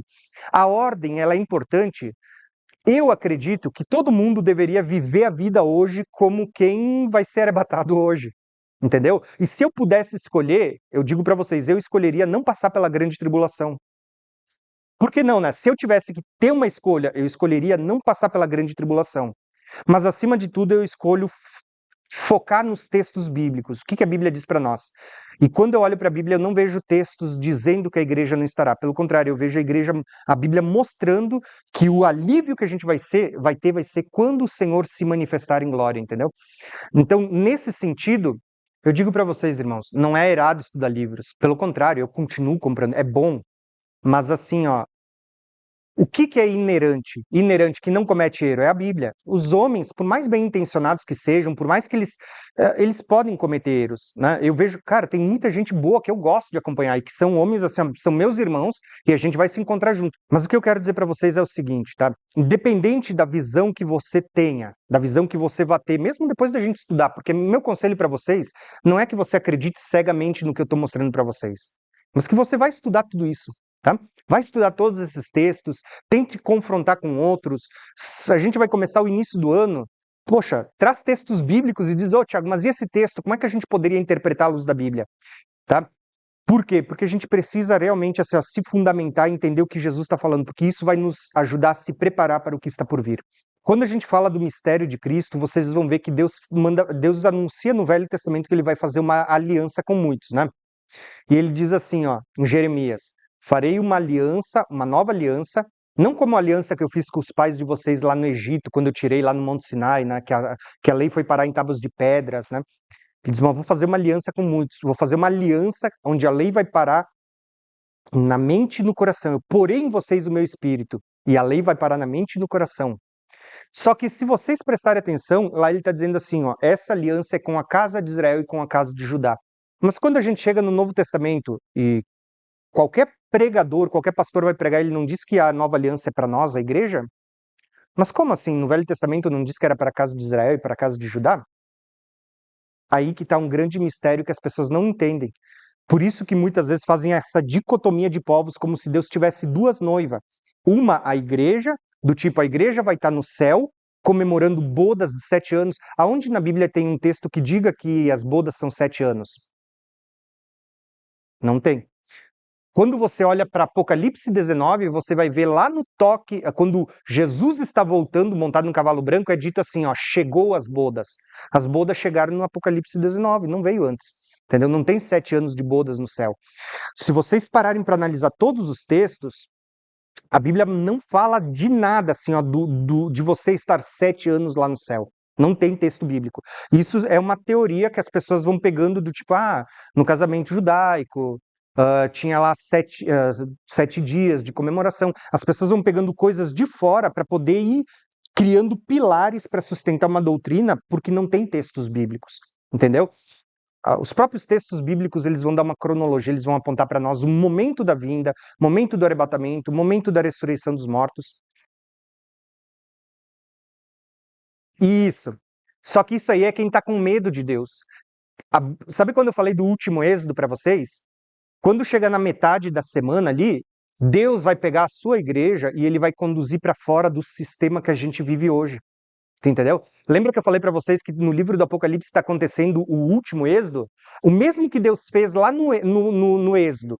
Deus não levantou duas testemunhas lá, Moisés e Arão, duas testemunhas. Deus não fez sinais, água transformar em sangue, gafanhotos, um monte de coisa. Você vai ver esses mesmos sinais aqui nas trombetas e nas taças. O que está lá nas 10 pragas está aqui no livro do Apocalipse também. Você tem duas testemunhas, você tem nas taças, nas trombetas, as mesmas coisas acontecendo. O que está lá no Êxodo está no Apocalipse. Só que quando você vê lá no Êxodo, Deus está tirando o povo para fora. Lá não é dito assim no Cântico de Moisés, veja como eu vos tirei como quem tira com asas de águia. Quando você vai para Apocalipse 12, não tem uma mulher que Deus está dizendo assim, ó, que ela recebe 2 asas de águia e ela vai ser levada para fora por 1260 dias, não é 3 anos e meio? O que está acontecendo lá no Êxodo está aqui. No final, quando eles vão e eles passam um tempo caminhando no deserto, e a Bíblia diz assim que o faraó manda o seu exército atrás do povo enquanto ele está caminhando no deserto antes de chegar no mar. Você vai lá para o Êxodo, eu não lembro se é o 15 ou 19, diz assim, ó, Deus Depois que o povo cruzou o mar, Deus diz assim, ó, eu traguei eles como a terra que se abre. Na verdade, não foi a terra que se abriu, foi o mar. Mas Deus usa a palavra como a terra que se abre. Você vai lá para Apocalipse 12, você vê lá no texto da mulher, dizendo assim, ó, que o dragão lançou um rio e a terra abriu e tragou aquele rio. Aquele rio que sai da boca do dragão é um exército que está perseguindo a igreja quando está sendo tirada para fora do sistema. Entendeu? Só que a Bíblia diz, a terra se abriu, o mesmo que você vê lá no Êxodo. Aí, por fim, olha só para te acabar como é lindo. Lá no Êxodo, você não tem quando está chegando no final, o mar se abre e o povo passa seco? No Apocalipse, você tem o céu se abrindo e o povo passando também. Entendeu? É a mesma figura, só que Deus pegou uma coisa aqui na terra, que era para ilustrar o que vai acontecer no tempo do fim. Quando o povo cruza o mar, do outro lado, o povo canta o quê? O cântico de Moisés. Moisés escreve um cântico, e aquilo é chamado de Cântico de Moisés. Quando tu vai para o livro do Apocalipse, a Bíblia diz assim que aqueles que foram salvos, eles vão cantar um novo cântico. Aí tu olha qual é o novo cântico? O cântico de Moisés e o cântico do Cordeiro. Percebeu que Deus está te conectando lá com o último êxodo? Então, o que você tem? Lá, quando Deus tira o povo no deserto, eles plantaram alguma coisa? Eles levaram alguma coisa para o deserto no sentido, poxa, eles passaram 40 anos no deserto, aonde não se planta, aonde não se colhe, e o sustento que eles receberam era o quê? Deus mandava pão do céu, Deus fazia com que a água vertesse da rocha. Quando você olha para Elias, eu falei do deserto aqui, falando de Moisés. Quando você olha para Elias, Elias, durante 7 anos, os primeiros 3 anos e meio, depois mais 3 anos e meio de novo, Elias se escondeu no deserto. A Bíblia diz que Deus enviava corvo para dar sustento. Deus enviava. Depois ele vai para a viúva de Serepta, Deus multiplicava na vasilha da viúva. Era milagre, era Deus provendo. Tu vai para Apocalipse 12, a Bíblia está dizendo que Deus vai levar a mulher para o deserto, onde Deus vai tratar com essa mulher, mas também vai sustentar por 1260 dias. O período da grande tribulação, que é esse período da marca da besta, vai ter gente morrendo que Deus vai manter, principalmente lá em Israel, para dar testemunho, vão ser mortos, mas tem a maior parte vai ser sustentada por Deus durante 1260 dias para ser arrebatado lá no final. Um lugar físico. Aonde, eu não sei. Tá? Aonde, eu não sei. Eu só sei que a Bíblia está mostrando para nós que existe um deserto. O que aconteceu lá no Êxodo, essa saída antes da cruzada do mar, vai voltar a acontecer no livro do Apocalipse durante aqueles 42 meses. Como que vai ser o sustento? A gente vai para a internet, a gente vê ali muitos sensacionalistas dizendo assim, ó, porque você tem que comprar uma casa no interior, no meio do mato. Não, porque você tem que começar a estocar, guardar nos litrões lá, sementes, tal, né? Não, porque hoje tem comida enlatada que dura não sei quantos anos. Você tem que fazer isso. Não é isso. Não é isso que a Bíblia ensina. A Bíblia mostra que o período da grande tribulação, ali da marca da besta, onde ninguém vai comprar e vender, é um período em que as pessoas vão viver pela fé. Abacuque, quando ele diz o justo viverá pela fé, que Paulo emprega para falar de salvação, Abacuque estava falando da grande tribulação. Ele diz o justo viverá pela fé. Por crer em Deus. É Deus quem vai enviar providência. Só que lembra que Deus vai estar provando o coração das pessoas que ele está levando para fora também. Porque assim como no deserto teve muita gente que murmurou, teve muita gente que não creu, quando Deus estiver levando para fora, vai ter muita gente que também vai murmurar.